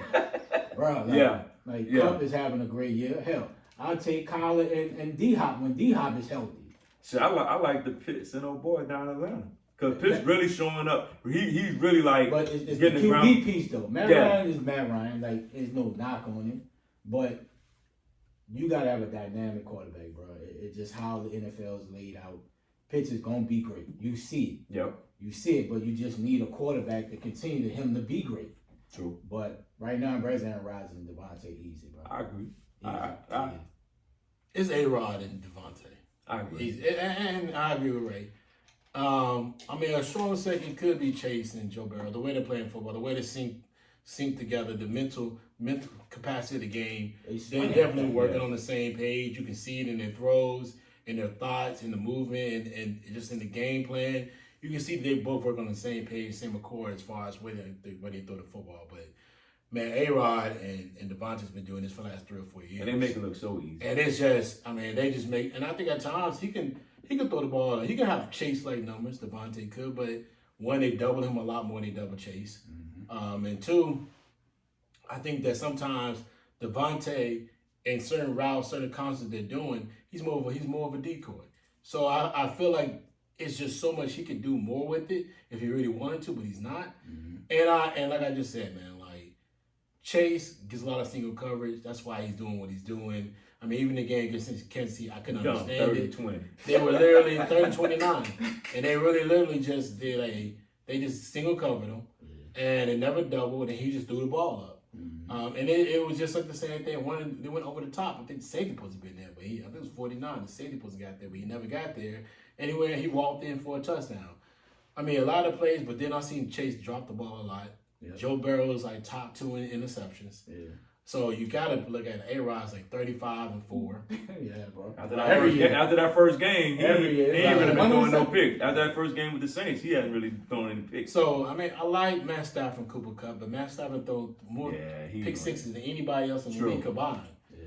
So it's just one of those things that you gotta give it up to. Yeah, to those boys of Green Bay, they're just on the same accord, and they've been playing like this for a very long time. I'm gonna tell you who a good combo, but the quarterback can't stay healthy. Deebo Samuels and Garoppolo. Deebo nice. Yeah, because they've been really he been really like the standout on their team to make that offense move. If Garoppolo was consistent, in what he's doing and not getting hurt, I think they would be a nice combo. He just keep getting hurt, but Deebo keep the train going. Deebo nice. Yeah, Debo's nice, but Debo's one of the players you can put him anywhere. Yeah, he like Cordell Patterson. Running back, slide. Outside receiver, man. He's just him and Patterson are just a very diverse playmakers. Yep. I really like what they're doing. So let's talk about. We talked about Baker before, but let's jump into it real quick, man. Let's talk about what's going on with Baker and the Browns. And we've been hearing some rumors about Baker wanting to be traded. He tried to debunk it, said no. That's not the case and whatnot. But I'm going to start with you, D. Is it time for the Browns to move on from Baker? I mean, if they decide to do it, and I'm just saying that, if they decide to move on from Baker, who they going to get? Because that's my question right now is who you gonna get? You don't have a good crop coming out of the of college football right now. You really don't. I mean, there's nobody in college football that really can wow you and say, okay, we want this guy. Like this guy is an elite quarterback. He's the cream of the crop. You don't hear them talking about quarterbacks right now. So I'm just saying that the Browns want to do that. Who are you going to get? That's all I want to know. Who are you going to get? And who are you going to trade for? Now you can go after, Deshaun, depending on what's going on with his case. You can go after Russell Wilson, depending on his situation. So I'm just like, I mean, it's Cleveland, bro. I mean, who are you going to get? Because you're going to have to get. They have talent. Cleveland has talent. Absolutely. They have a lot of talent. More talent than the Saints. They do. On both sides of the ball. Both sides of the ball. They do. They got a lot of talent. More teams in the NFL. Yeah, they got a lot of talent. The problem is they can't get out of their own way. They cannot get out of their own way. And I just think that if you're going to keep Baker, y'all need to settle in and hunker down on what he's going to be. Period. At the end of the day, you got, as an offensive coordinator, all of this. You're going to have to settle down because right now, who you going to get? You might as well just keep him. Reset, dog. Well, but who you going to get? Say, bro, if I'm Baker, I want to change. It's too much. But where he's going to go? Say, bro, somebody always will want the talent. He got a low cap number, $19 million in his 5th year, right? I don't see Baker getting that mega deal like, Mahomes and Dak. He's not getting that type of deal, no matter where he goes, even if he balls out next year. But for me, if I'm Baker, it's just time for a change, bro. Like, it's just too much been going on for the last 2 or 3 years. They supposed to have the best O-line. He's small already, and he's getting banged up. And it's just sometimes you just need to change, though. You done had, 3-4 coaches in 4 years, right? It's time, dog. You had Kitchens, you had Hugh, you got Stefanski. Like, bro, it's just time for a change, dog. And Baker is who Baker is. We need a good running game. He's nice when you go play action, right? He's a solid quarterback, but it's just Cleveland, dog. Baker's gone, man. I'm on out. Let's speed it up. Baker's gone, and they need to get rid of him. Yes, you got to start over. You got to. My friends, they were winning. They won a couple of games with I almost said Cooper Kupp. They got a couple Case Keenum. So man, listen, Baker gone, bro, and he need to go because I would not because his contract's up. You're not gonna sign him to no major extension. So you might let him go? I mean, he's getting $19 million for Baker Mayfield. What I saw, it's too much. They give him too much money. So they gotta figure something out. Will they trade him? Trade him's really the only way they can get rid of him. Yeah. Cut him or trade him. You're not cutting him. And then that cap gonna kill them. So trading him would have to be what's gonna happen. And listen, you gotta find a deal somewhere. A veteran quarterback. Hope we can get a veteran quarterback in there. Maybe they want to go get Matt Ryan and take that cap situation. I don't know. But they're gonna have to figure something out. Right? They're gonna have to figure out something with this team because Baker's holding them back. He is absolutely awful. Like, I don't know if you watched him play, but I watched him against the Steelers. He was absolutely awful. bad, bro. He was awful. It was times where guys was open. He was missing them. Yeah. I don't know if it's the shoulder really is it really that damaged? If it's that damaged, don't play. Thanks. You know what I mean? He was awful this season. To make yourself look bad. And if you look at all the quarterbacks in the AFC North. Oh, he in trouble. Bruh. Outside of Big Ben. Yeah. Dog, the two other quarterbacks are cornerstone quarterbacks of their organization. Cornerstone franchise players. True. True. Bruh, they're going to get mega deals. Yeah. They're going to, Lamar about to get a mega deal. Yeah. Because they see how they playing without Lamar. They know it. We need that money. We built this offense around him. We need him healthy. We don't give him this money. Mm-hmm. Bruh, come on, man. He is done. Yes, sir.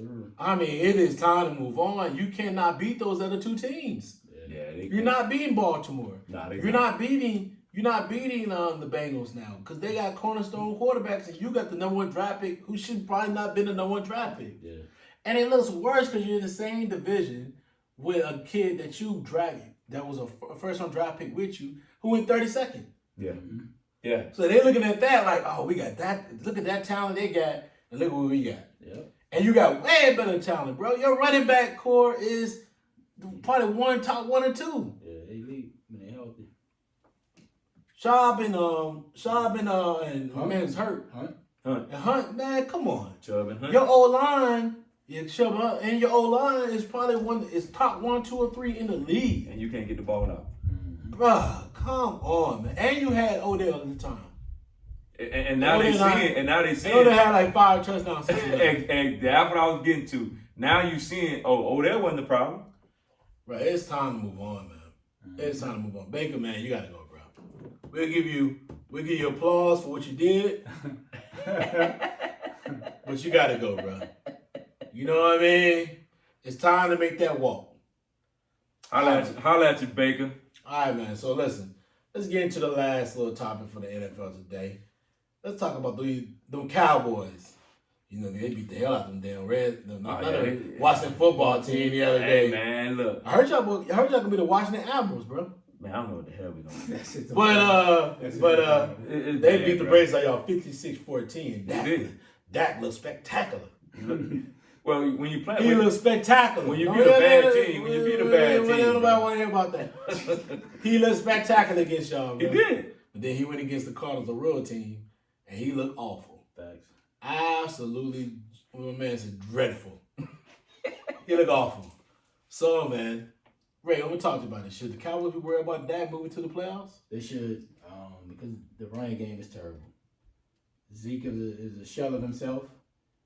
Like, they should give more carries to Pollard, way more explosive, and that helps get Dak to his weapons. You know, I think losing Gallup is a big loss, but Cedric Wilson has stepped up a lot this year. But I will be concerned because if you don't have no running game, people can just sit on the pass, bro. And we know Amari is nice, but he ain't showing up on the road games, right? So, yeah, I would be worried, bro. And it's because of the lack of a running game. Man, look. The problem with the Cowboys is this. They can't block. And when you can't block, you can't have no running game. I hate when people say, it's the running back's fault. Hell no. If the dudes up front ain't blocking, you can't run the ball. Mm-hmm. I don't know when people get this notion of, well, this guy's done, that guy. If you can't block up front, you're not going to be able to run the ball. And that's just period. Mm-hmm. You're not going to be able to run the ball. Now, do Dak need to tighten up what he's doing? Yes. He needs to tighten up on what he's doing. Because right now, that offense stinks. Mm-hmm. And that defense ain't... Now, the defense play off the motion of the offense. If they're not getting the ball, if they're not getting turnovers, they're going to struggle. And you saw it in the Arizona game. Kyler Murray didn't turn the ball over. They made a few adjustments to get people open, and they made plays, and they won the game. Mm-hmm. And I think Mike McCarthy is another problem, too. Yeah, that boy Trey. I just don't think... I just don't like his coaching method. He's terrible. He's bad with time management. He got caught up in the game and ended up having to call a timeout that really cost him the game because they couldn't challenge the fumble, which they would have gave him the ball back. Mm-hmm. So I think the reason why Dallas won't make it past the first round, I think it's because of quarterback, not the quarterback. I think because of coaching, and I just don't think that offense is hitting on all cylinders like it should. Because you got talent, you got talent. But I just think that offensive line is not what it used to be, and everybody's still trying to make this thing get people to think they got one of the best offensive lines in the league. They're not. Yeah. They're not. And I think they're going to be in trouble. Mm-hmm. They won and done, honestly. I feel like it's matchup. I do feel like that. I feel like being that they're going to be the 4th seed, probably the 4th seed, they end up playing. If they play the Cardinals, I do have a feeling. First, the Cardinals doesn't lose in Texas. So I do feel like they're gonna lose to the Cardinals. But if they can get like the 3rd seed, maybe they got a shot. No, they don't have a shot. I think they can go with 1 seed. No, they can't. They said that this game today between Dallas and Philly don't even matter. They're not gonna change who they are. So the only thing they can help Philly, but it can't help Dallas. No, I think it can't help Philly. Well, it depends on who wins. Because Philly right now can move to the 6th seed as being the 7th seed. Yeah. No, because I think it depends on the 49ers. Yes. They go to the 49ers beat the Eagles, so they would get the 6th seed. The Eagles can get 6. They can get the 6. Only if the 49ers lose. Yeah, and the Saints win. Yes. That's what I'm saying. The Eagles is playing for something. So they got to play for something. They're playing for something. They're playing for that. You don't want to be that 7th seed. First of all, let's stop putting the Saints in there. No, I'm saying they can still get in the playoffs. They ain't winning. Well, hey, listen, I'm just saying. They ain't winning tomorrow. I'm going to tell you right now. I'm telling you right now. We're going to beat them again. Hit the Crickets. And the Crickets, we beat you already. Crickets is, we beat you already. Look. So you should be really scared because we beat you already. All I'm saying is Philly can get the 6th or the 7th seed. That's all I'm saying. Philly can get the 7th seed. They're going to get the 7th seed regardless. No. They get the 7th seed. But they beat New Orleans. So if New Orleans win tomorrow, New Orleans will get the 7th. Once they move to the 6th. No, listen, it doesn't matter. Listen, if San Francisco win, it don't matter what Saints do. Yeah, but the Saints got to win. They're gonna win anyway. Yeah, Frisco wins the end. They ain't. Yeah. And they'll be the 6th seed because they beat the Eagles. Yeah.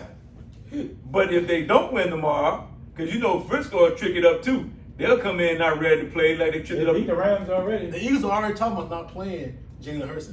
Oh, but they're going to settle for the 7th. Because they already know they're gonna fall in the 7th seed. Yeah. They're gonna be in the playoffs regardless. But what we do know is the Saints ain't gonna be there. All right, they're gonna end real. They're gonna end tomorrow. All right, they're gonna end tomorrow. All right, it's a wrap. They're gonna be looking at the scoreboard like, hey man, yo. And once they're down, they're gonna be like, yeah, we just in this. It's a wrap. It's a Dundeezy. You just have my $50. Why would I need to have it? You have when You're you gonna win the lose. game, have You're gonna lose. Have my And when you lose, you're gonna be like, damn, dog, we lost again. Have I understand. my But we need a quarterback. Man, let's get Hopefully we can get what's her name. Hopefully we get somebody out there, man. Man, we about to hit these picks. Hold on. So if somebody finally smart enough and listened to what I told them several times, somebody actually got smart and recorded what they have to say, and if somebody's smart enough to load it up. Team effort, baby. Somebody finally figuring it out. That's why I'm a team. It's a unit. All day. So for the first time, officially, somebody doesn't have to physically say it. We can hit the button and we can talk about what's up next, which is, want to crank that up a little bit? Crank it up. Crank that up a little bit? Yeah, you so you good. can hear it for yourself? I'm good. Let's go. Let's get it. I can hear it. You plug this in? Plug it up, Ray. Plug it in. Let him hear it, Ray. Y'all boys. Let him hear it, Ray. Let him hear it, Ray. I don't need to hear it. I got it on my phone. You know, it's like it needs over Let's there. see what happens. Let's go. There you Let's go. get it. Folks, it's official. We finally got a real lead here to the Pickens. All day. All right, man. So let's go through it. We got Saints, Falcons, DSprings, you up first. Home game for the Falcons. We don't know if Matt Ryan coming back. I think New Orleans going to play D. I'm going with the upset, the New Orleans Saints. My man, DSprings in the building. They sneaks one in. And we're getting a playoff. You know that play is awful. And my 50. They sneaks one in. Let's do it. They sneaks one in. We already know he got the Falcons. Nah, the Falcons are a better team. We're better, y'all. We're going to sweep you. Sweep season. Do we have a broom in? We'll see. Do we have a broom in? You want to do like the Sandman? Yeah, we got to get you a broom so you can do the Sandman? You need one because we're going to sweep you. Yeah, It's gonna be an interesting game. Man, defense going to show up and show out, though. Watch. All right, let's go. Let's do it. Steelers, Ravens. Oh, let me see what we got. Steve, where you go, man? I'm going with the Ravens. Huntley gonna do his thing. Man, Lamar ankle must be really messed up, boy. Nah, Lamar just don't want to get hurt no more the way they won't pay him his money. Bruh. So I'm like, look, It didn't look like a bad injury. but I'm going with the Ravens because I think Huntley he does a pretty good job, you know, coming in for He Lamar. playing well. Yeah, so I'm going with the Ravens. Big Ben going home with the last, you know, at the end of his career with an L. You know what? I got the Steelers with the upset. Steelers game right here. Steelers. I got Ravens. All right, 49 Rams, DSprings. Let's go. I got to go with the Rams because they need this win to win the division and to make sure everything is sweet over there with them.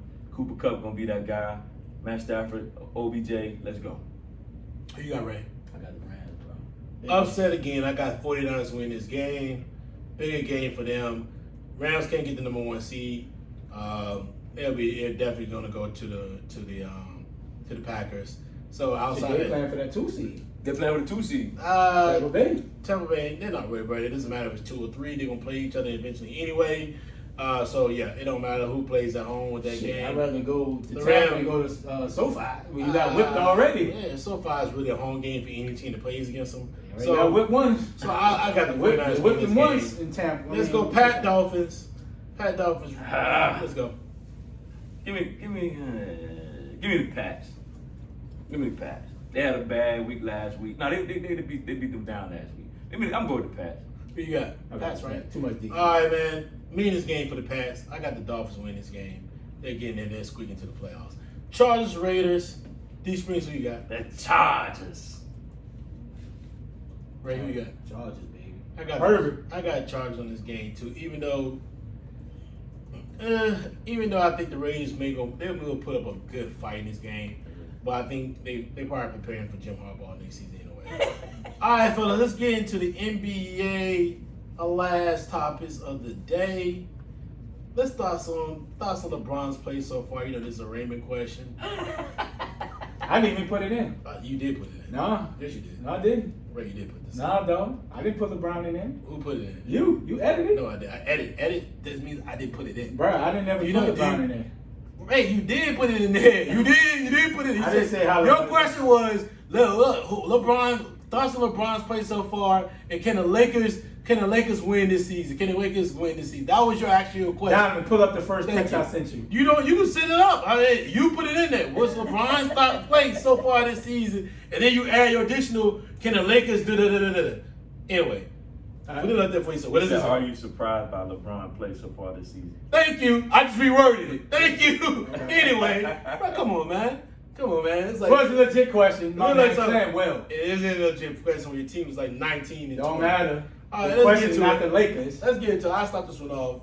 Am I surprised with LeBron at 37? Not really. Take care of his body. He actually had a good season last year. We're only 39 games to the season, which is half of the season, close to half of the season. I want to see how he finished the season because he's used a lot. He's used a lot of time, minutes, and energy to just beat 19 and 20. They're the 19, 20, and 20 and 20. So, being that their team is dreadful, they're not a really good team at all. And he's putting a lot of energy in there. I want to see how he finishes the season. The thing about guys that get the age and they get to this age, they don't finish as well as they start the season off. And you're starting to see this They're 21 and 19. In a lot of different trends, a lot of different in sports. You know, a lot of quarterbacks fade at the end of the season versus at the early of the season because the arm is just not as lively.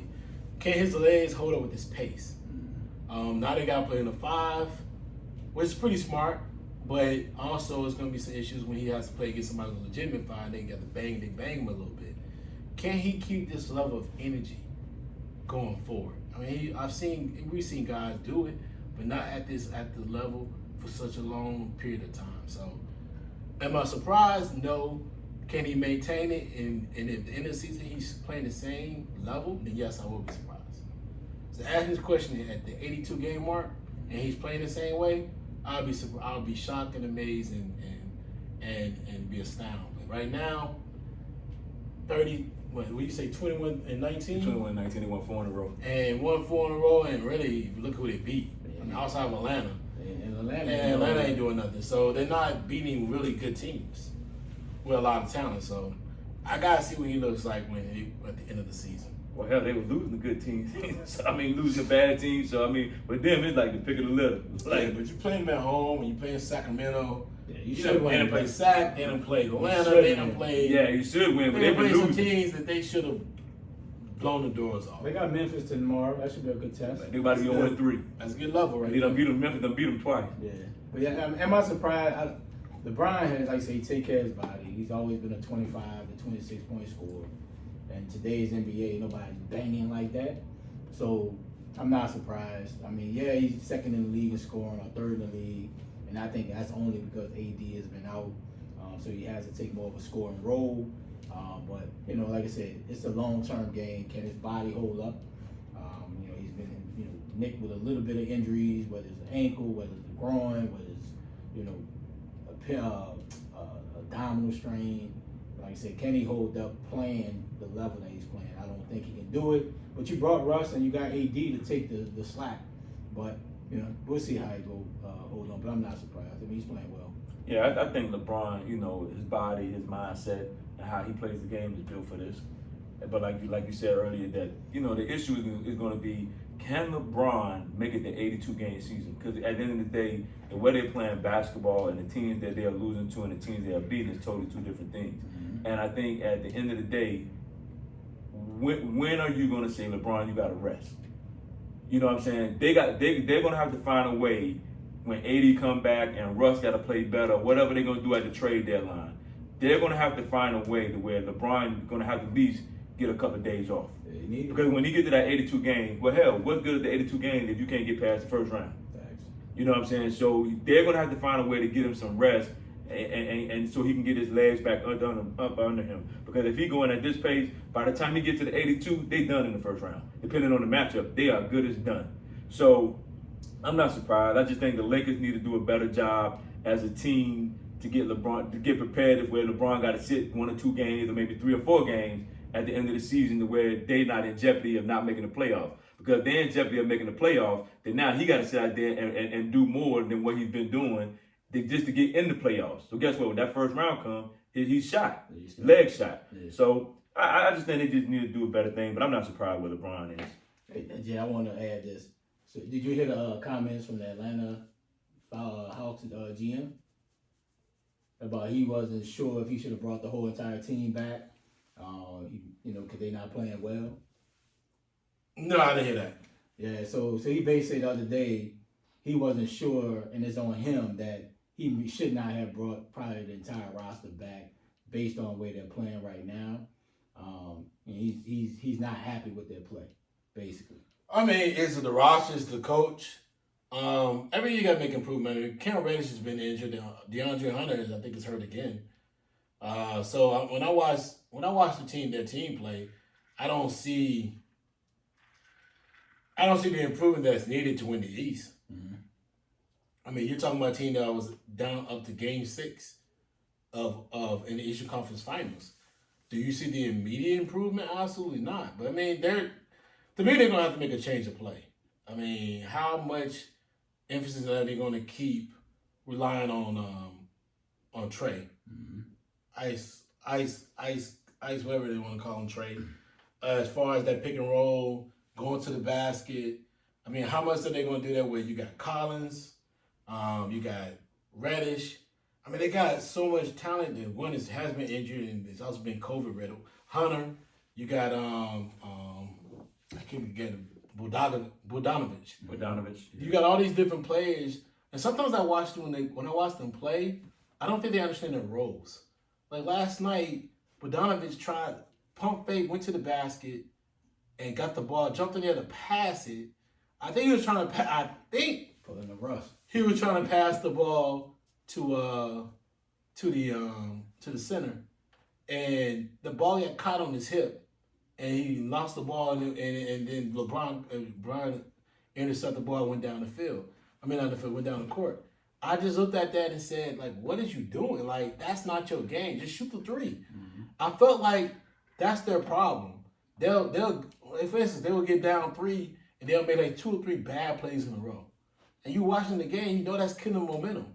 Like, you did all that energy to cut the lead down to 3 points. You're better than the Lakers in a lot of different ways. And then you have to make a defensive lapse, bad pass, miss a layup, which is what Trae Young kept doing last night. And I'm watching the game. This is not a team that's consistently trying to win games. Yeah. But they also played like that last year. Mm. The first half of the season, they were awful. Yeah. Second half of the season, it was good. Like, you can't build momentum like that. And the GM, or whether he wants to say he shouldn't have brought the entire team back, I think that was a little bit premature. Okay. And saying something like that. I don't think that was something he probably should have said out loud, definitely. Right. You said amongst the staff. But it don't wax. But the fact that he put that out there like that, being that he's giving out so much money, I mean, they paid Hunter. I think they paid Bogdanovich last year before he got there. Yeah. They paid Hunter. They paid Trae Young almost $200 million. Yeah. They played John Collins over $100 million. I mean, who is he talking about? DeAndre Hunter's still on rookie contract. Cam Reddish, they still on rookie deals. Yeah. So who is he talking about? I don't know. So I mean, somebody don't know. Put the name to the face, you're gonna do it. But bro, I don't leave it at the team, and I mean the bench is not playing as great as it could be. You know, I think my man who came from Denver's playing well. But I mean, you gotta be able to build on the momentum across all lands and bring some good veterans in there. I think they still have the same veterans. Yeah. Solomon Hill's still on the roster. Why? He great locker room guy, though. Like, I mean, They got a young team, man. DeMarcus Cousins out there. That may be someone they can look at. They need some size. Boogie, somebody I would love to pick up on that team and play on that team. Man, Boogie going to LA. They're I gonna don't- bring him back. They're gonna bring him back. I don't know. I didn't understand when Milwaukee's decision on getting rid of Boogie. The Boogie got what, 16 points a That had to be game? money, I'm sure. I mean, because you're gonna have to guarantee his contract. But I'm just like, they said they want some open, some freedom to man. You can cut Giannis' brother. What is he doing? Nothing. Salafodis, whatever his name is. is. You gotta make the star happy, dog. Come on, you've already signed a $200 million deal at this point. I mean, you gotta make. So Akovich can't go somewhere else. Who else? Is George Hill gonna get another year? Like, how many guards you gonna have? You got George Hill. The dude ain't you came got back from Grayson Villanova Allen. back. You got the kid from Villanova. He ain't came back yet. Chenzo. He just came back. He back? Oh, Yeah, man. so- And you picked up Wesley Matthews. Exactly. I don't even know why they picked him up. I don't even know. Hey, by the way, you still got my man Porter. No, not Porter. What's the point guard? Oh, Drew. Drew. You got Drew, and you got what's his name? So you got everybody out there, and now they're healthy. You got this full loaded ass roster who you got to cut down to 8 in the playoffs. Yeah. Oh yeah. And you need somebody like. And I mean, like, what's the point? I didn't understand it. But anyway, let's get into the next. Let's talk about the next real quick. Let's talk about what y'all thought about Kyrie Malcolm Farrakhan. What y'all feel about his first game back on the road against Indiana? Threw the baller, dog. Yeah, the dude, man, this kid is a great basketball player. The boy is very talented. You know, when he's focused, he's a great basketball player, bar none. I just think that Kyrie, and you can be this talk about you want to be the voice for the voiceless. Everybody uses that cliche all the damn time. Get away from that. Dude, just go play basketball, bro. You know, okay, they letting you play. You don't mind the mandate. You mad about the mandate, all that, but you want to play basketball. Get the shots and keep it moving. Just get the shots and keep it moving. You know what I'm saying? Because at the end of the day, you saw last night, without Kyrie, man, Milwaukee pounded him. They need him. Pounded him. They need him. They can say what they want to say. Key can say what he wants to say. I don't care about no Durant. I don't care about no James Harden. Listen, they need Kyrie to win. But Kyrie got to be a team player. If you're not going to be a team, then don't play, bro. Yeah. Just don't play. You know what I'm saying? We need you at home. They got the worst record at home. Now, they win on the road, but at home, they're terrible. Yeah. And I just think, dude, you just need to make a decision. Like, what are you going to do? You know what I'm saying? You just can't, you're going to be a part-time player? Well, I need to pay you part-time money. You know what I'm saying? So hopefully they get it together and they move forward and they can and he can come back and make this thing work for them. Yeah, he a baller, though. I think first game back, he looked good. He only gonna get better, but it's gonna come down to the playoffs, bro. Like, you need him for all 7 games in the series and not just possibly 3 or 4 games. And like I said, you know, if you're losing at home, yeah, you can probably win games in a row, but you can't bank on that. But, you know, hopefully, you know, he makes the right decision. He's going to do what he want to do. At the end of the day, you know, he should be thankful that they all letting him play. But originally they told him no, they didn't want a part-time player. But when you're desperate, then, you know, then things like that happen. But, yeah, he did look good, man. Yeah, you know, Kyrie a baller, dog. He ain't gotta be thankful. They're desperate and they brought you in. Don't be thankful, man. It means they need you. No, but I love Kyrie's game. He did play well, but the Nets got an issue. They got a problem. They have no bench. Outside of Patty, it is a done deal. Mm-hmm. I mean, LA plays a little bit here and there. LaMarcus, you mean, like when I say LA, LaMarcus. But man, I mean, outside them two, I mean, Millsap getting them nothing. I mean, Blake just doesn't even play anymore. It's Cam Thomas every now and then. Man, they got no bench, and here's their problem. Yeah, you're gonna have to you need a number 1 seed. So every game you play at home, you can play equally on the road. So when Kyrie's playing on the road games, you can at least know you can win one of those road games. Yeah. Because you're gonna have to play, if you get to a game 7, you're gonna have to play the game 7 Well, first of all, maybe they shouldn't worry about the being the number 1 seed. Maybe I take it back because you don't want a game 7 at home. Like you don't want a game 7 at home. Yeah, they've been bad. You don't want a game 7 at home because you're just that awful. Yeah, they bad. I'm I'm watching the game and I'm watching the team. I'm like, listen, you don't need a game 7 at home. You should, from here on out, they should keep pulling players. Because I'm watching now, like, ain't everybody like, why they keep pulling players or he's not playing where he's going to go with them? I'm like, nah, they should not want a game 7 at home. You know why? Because they're going to end up, if they play at home game 7, they definitely losing. Mm-hmm. Because Kyrie can't play. Yeah. Like, so at this point, they're going to be like, yo, you know what? I don't care what seed we should be. We should be the 6th seed, the 5th seed, the 8th seed. It shouldn't matter for them anymore. Because I would want every game 7 to happen to be on the road. Mm-hmm. You get to have Kyrie. Yep. You just need to handle your business on the road. We'll lose at that place, cool.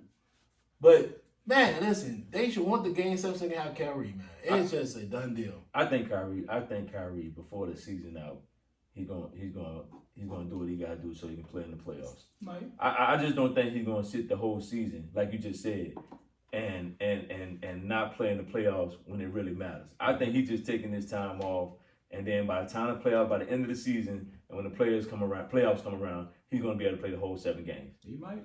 It may be a cutoff point. You never know how that works. Yeah, that's true, and that's true. That's true. We'll see. So but man, I'm looking at this like, bro, they should literally be like, you know what? We rather have you on the road, so you just keep sticking out of it because it doesn't make sense. Yeah. It doesn't make sense. Oh, it is. I mean, it's awful. it is absolutely awful. But they look like night and day. Mm-hmm. You watch them against. I mean, Pacers not a good team, but they beat the Pacers. It took a minute to put them away, but they beat the Pacers. But then when they played Milwaukee, they got without Milwaukee's point guard, and they got blew out the doors off them in Memphis. Memphis blew the doors off of them. I'm just watching the game like, bro, you need that kid. Because you have no bench, and his scoring means so much to you. Exactly. He does. That's what happens when you make an offensive team. All right, man, so let's do our fair or foul before we get up out of here today. Man, the fair or foul today conversation is about Glenn, I think it's Concert, who apologized Thursday for his reference of Houston player Kevin Porter's father on Wednesday night broadcast. If you guys know about it, like Porter made a 3-pointer with 4 seconds left to beat the Wizards, and Concert said, you got to give him credit. Kevin Porter Jr., like his dad, pulled that trigger at the right time. Mm-hmm. If you don't know the storyline, his dad, I think did time for manslaughter and of killing a little girl in 1993. Teenage day, he mistakenly thought that he didn't mean it was because of manslaughter. His intention was not to kill the little girl. It was just shooting it was in a situation that happened, and it was very unfortunate all around, and ended up somebody losing their life over it. So I'm gonna start with you, Ray, on this one, man. Fair or foul? Do you think that, first of all, I mean, we all think the comments are out of line. Yeah. But just those comments in general, what do you think should happen to the Wizards announcer in moving forward after that situation? I mean, most people probably don't know that story, right? But for him to make the reference, he had to know it, right? Mm-hmm. So for me, it's definitely foul. And if I'm the Wizards and I want to make a stance, I'm suspending him for the rest of the season. Like I will give him the benefit that I'm not going to fire him just off the one mistake if he hasn't had, any other issues. But I would definitely suspend him for the rest of the season because for the way you make that reference, you knew about the story. But you think so? You don't think it was a mistake? You don't think it was just a? People get fired over mistakes all the time. But for you to make that reference in the it's an unlikely mistake that right in the instant, quick instance, you knew the story. Like I had to Google it and see what happened, right? For him to make that comment, he knew who the dude dad was and the dude dad's situation. Yeah. Right? So it ain't like he just ignorant to the situation and didn't, and just said something. So I would suspend him for the rest of the season without pay. And I think that'll send a message for him. And that'll send a message. You can't make those type of references, especially in today's society. And let me put more context to this, right? So the notion, I think it's Consul.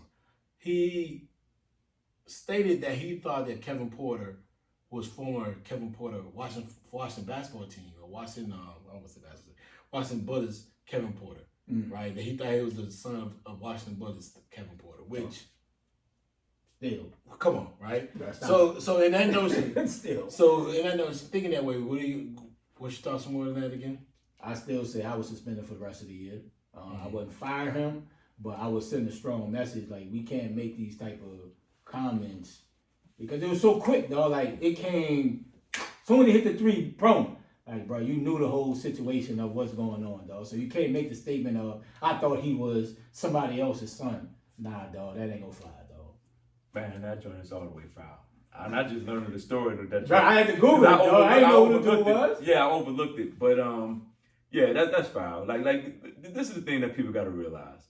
When we watch the games on TV, we just assume these announcers don't do their homework sometimes because the way they talk on TV with some of these games, you be like, oh man, these dudes are crazy. But these announcers do research on these guys. Mm-hmm. And they know who these guys are. They might front like they don't know, or they don't know their life history or know their situations. But you have to do when you're doing these games, you know these guys' history. You have to do the research, how many points they scored, you know what happened in their life. So you can't say that you didn't know. You know what I'm saying? Because anybody who does commentating, they know they had family players at these schools. They know that their father or mother played in the league or run track or any other sport. They know these things. So for him to say that in that instance, you knew what you were doing. Thanks. You knew what you're doing. You just called heat for it. Mm-hmm. And that's the thing where, you say what you meant to say, but then you want people to then not come back and apologize. Don't apologize because you said what you wanted to say. You know what I'm saying? Your job is you felt like, okay, if I don't apologize, then it's a bad look. Well, it was a bad look for you to say it. You knew it was wrong when you said it. You know what I'm saying? So at the end of the day, I agree with you. I was suspended for the whole year. I was suspended for the rest of the year and without pay. Because at the end of the day, you got to think, and you have to think about this too. You have to look at the person in these jobs and these announcers. They're older, white males. Like majority of them are older white males. And at the end of the day, you just don't say things to where you already know you're going to get a backlash. Now, he probably didn't think it because he probably looked at it as, oh, well, it's just fun and games, But at the end of the day, you knew it that this guy's father was in a situation. Thanks. And for you to say it and think, and that's the thing, you felt comfortable saying it. Mm-hmm. And that's the thing that I have an issue with. You felt comfortable saying it. So why are you apologizing? You felt comfortable saying it on national TV. So guess what? Like you said, Red, I think that they should suspend them for the rest of the year with no pay, and you just deal with that and keep it moving. I think it's a fireable offense. I really do. Their job, first of all, they have research analysts. So you couldn't think that was the same son of Kevin Porter, the Washington Bullets basketball player. True. There's no way he thought that way. Yeah. And if you did, that means you felt like you either had a relationship with his dad or you understood who that person was. So you had to know whether that former player had a son. And it would have probably came out that he had a son that plays for the Cleveland Cavaliers. You would have known, Houston Rockets. He used to play for Cleveland Cavaliers before. But you'd have known. And we all know that Kevin Porter Jr. has had some problems in the league with his temper. Yeah. And his personality. Issues across the board. So I think he knew. I think he knew the entire time what his son did, and he was waiting for the moment to spill out that BS that he said. Quick with that thing, bro. And it was just and it was awful because he thought it was gonna be funny, and it came over wrong. Yeah. And the problem that he didn't realize was it got around the league and some of those top players, the Lebrons, who people in the league listen to. You know what I mean? Those type of players, when they hear that and they put it out there like, man, that wasn't cool. Mm-hmm. I just think that was funny. That wasn't respectful. That wasn't responsible. Yeah. That was something that you should never even say. It came out your mouth, man. Like, to me, that type of unprofessionalism, it should be put out there. It should be presented. That can't happen. And I think suspension it can be okay. That should be like the least of his worries. He should get fired for that type of stuff because it does not make sense. It doesn't resonate. Yeah. What's that part about basketball and anything else? True. So it's just like, to me, that just showed his ignorance and his level of ignorance that he was willing to work with just so he can be funny. Yeah. Was it funny? Not at all. Come on, man. Yeah. It's one of the worst things I've ever heard an announcer say. Yeah, that shit was wild. You know, you can say a lot of different things. You could have said bing bong. You could have said anything. Exactly. Bang. You got it. You know, The thing was wet. Yeah. But to say like, hey, shoot it like his father did. And I would imagine somebody beside him, the announcer being, I'm like, what? Even the family of the young lady, the little girl should feel played. Like, it just doesn't even make sense. Yeah. Like, and then talking about, I thought he was Kevin Porter, the Washington basketball player's son. Hey, bro, stop. You're an announcer You're an announcer for the Wizards. Bro, you know all the history of the Wizards. Exactly. Yeah, dog. Come on, man. You gotta be better than that. You gotta be better than that, man. Yeah. So I thought it was super foul. Thanks. Super foul. Not fair at all. Yeah. I'm with you. All right, bro. All right, Ray, man. Let's get our final thoughts. We get out of here. Ray, start us off. Man, look, 22 is off with a bang. Dope show today. Man, look, stay glued into us, man. We got a lot of big guests coming this year. Man, look, we love everybody that supported us, and keep riding with us, man. Yes, sir. We're in the building 2022, trying to take this thing to another level, you know, trying to get bigger and better things. Like Ray said, we got some big time guests coming through, and I want to get a shout out to my little basketball team. Won our first game today, 35-19. Coach Springs in the house. So, Coach yeah. DSprings. So I get a shout out to my little kids, you know, they did a great job today. Even after only having one practice, you know, we scored 35. We got What's the team name? It's a DSprings team. Oh, come on, man. That's Y'all what it is. good. Come on, Yeah, they man. DSprings How y'all don't team. have a team, man? Whatever they give us at Oh, my God. Mount Vernon. They just put your last name, Coach Springs team. Oh, But at the end of the day, it's about the kids. You know, they did well. You know, they listened. We made some adjustments during the game, and you know, I just want to give a shout out to them. And that's it for me, big guy. No doubt. Man, it's a great show. Hey, folks, we're attacking different things. Twitter Spaces, we're going to be on there tomorrow. You won't hear about this until next week. But we're going to be on the Twitter Spaces this week, too. We're going to talk about football, basketball, everything above that comes to sports. So check out the Twitter page, the Arguing Brothers Podcast.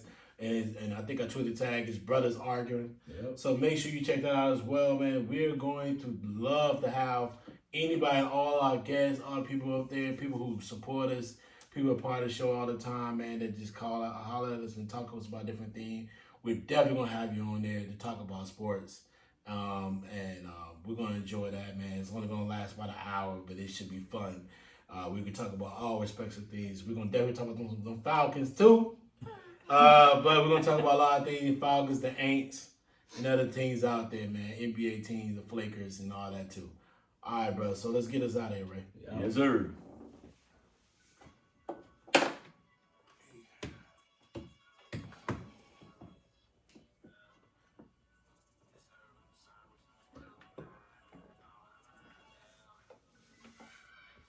Pilot 4, huh? Took about 20 years to finish.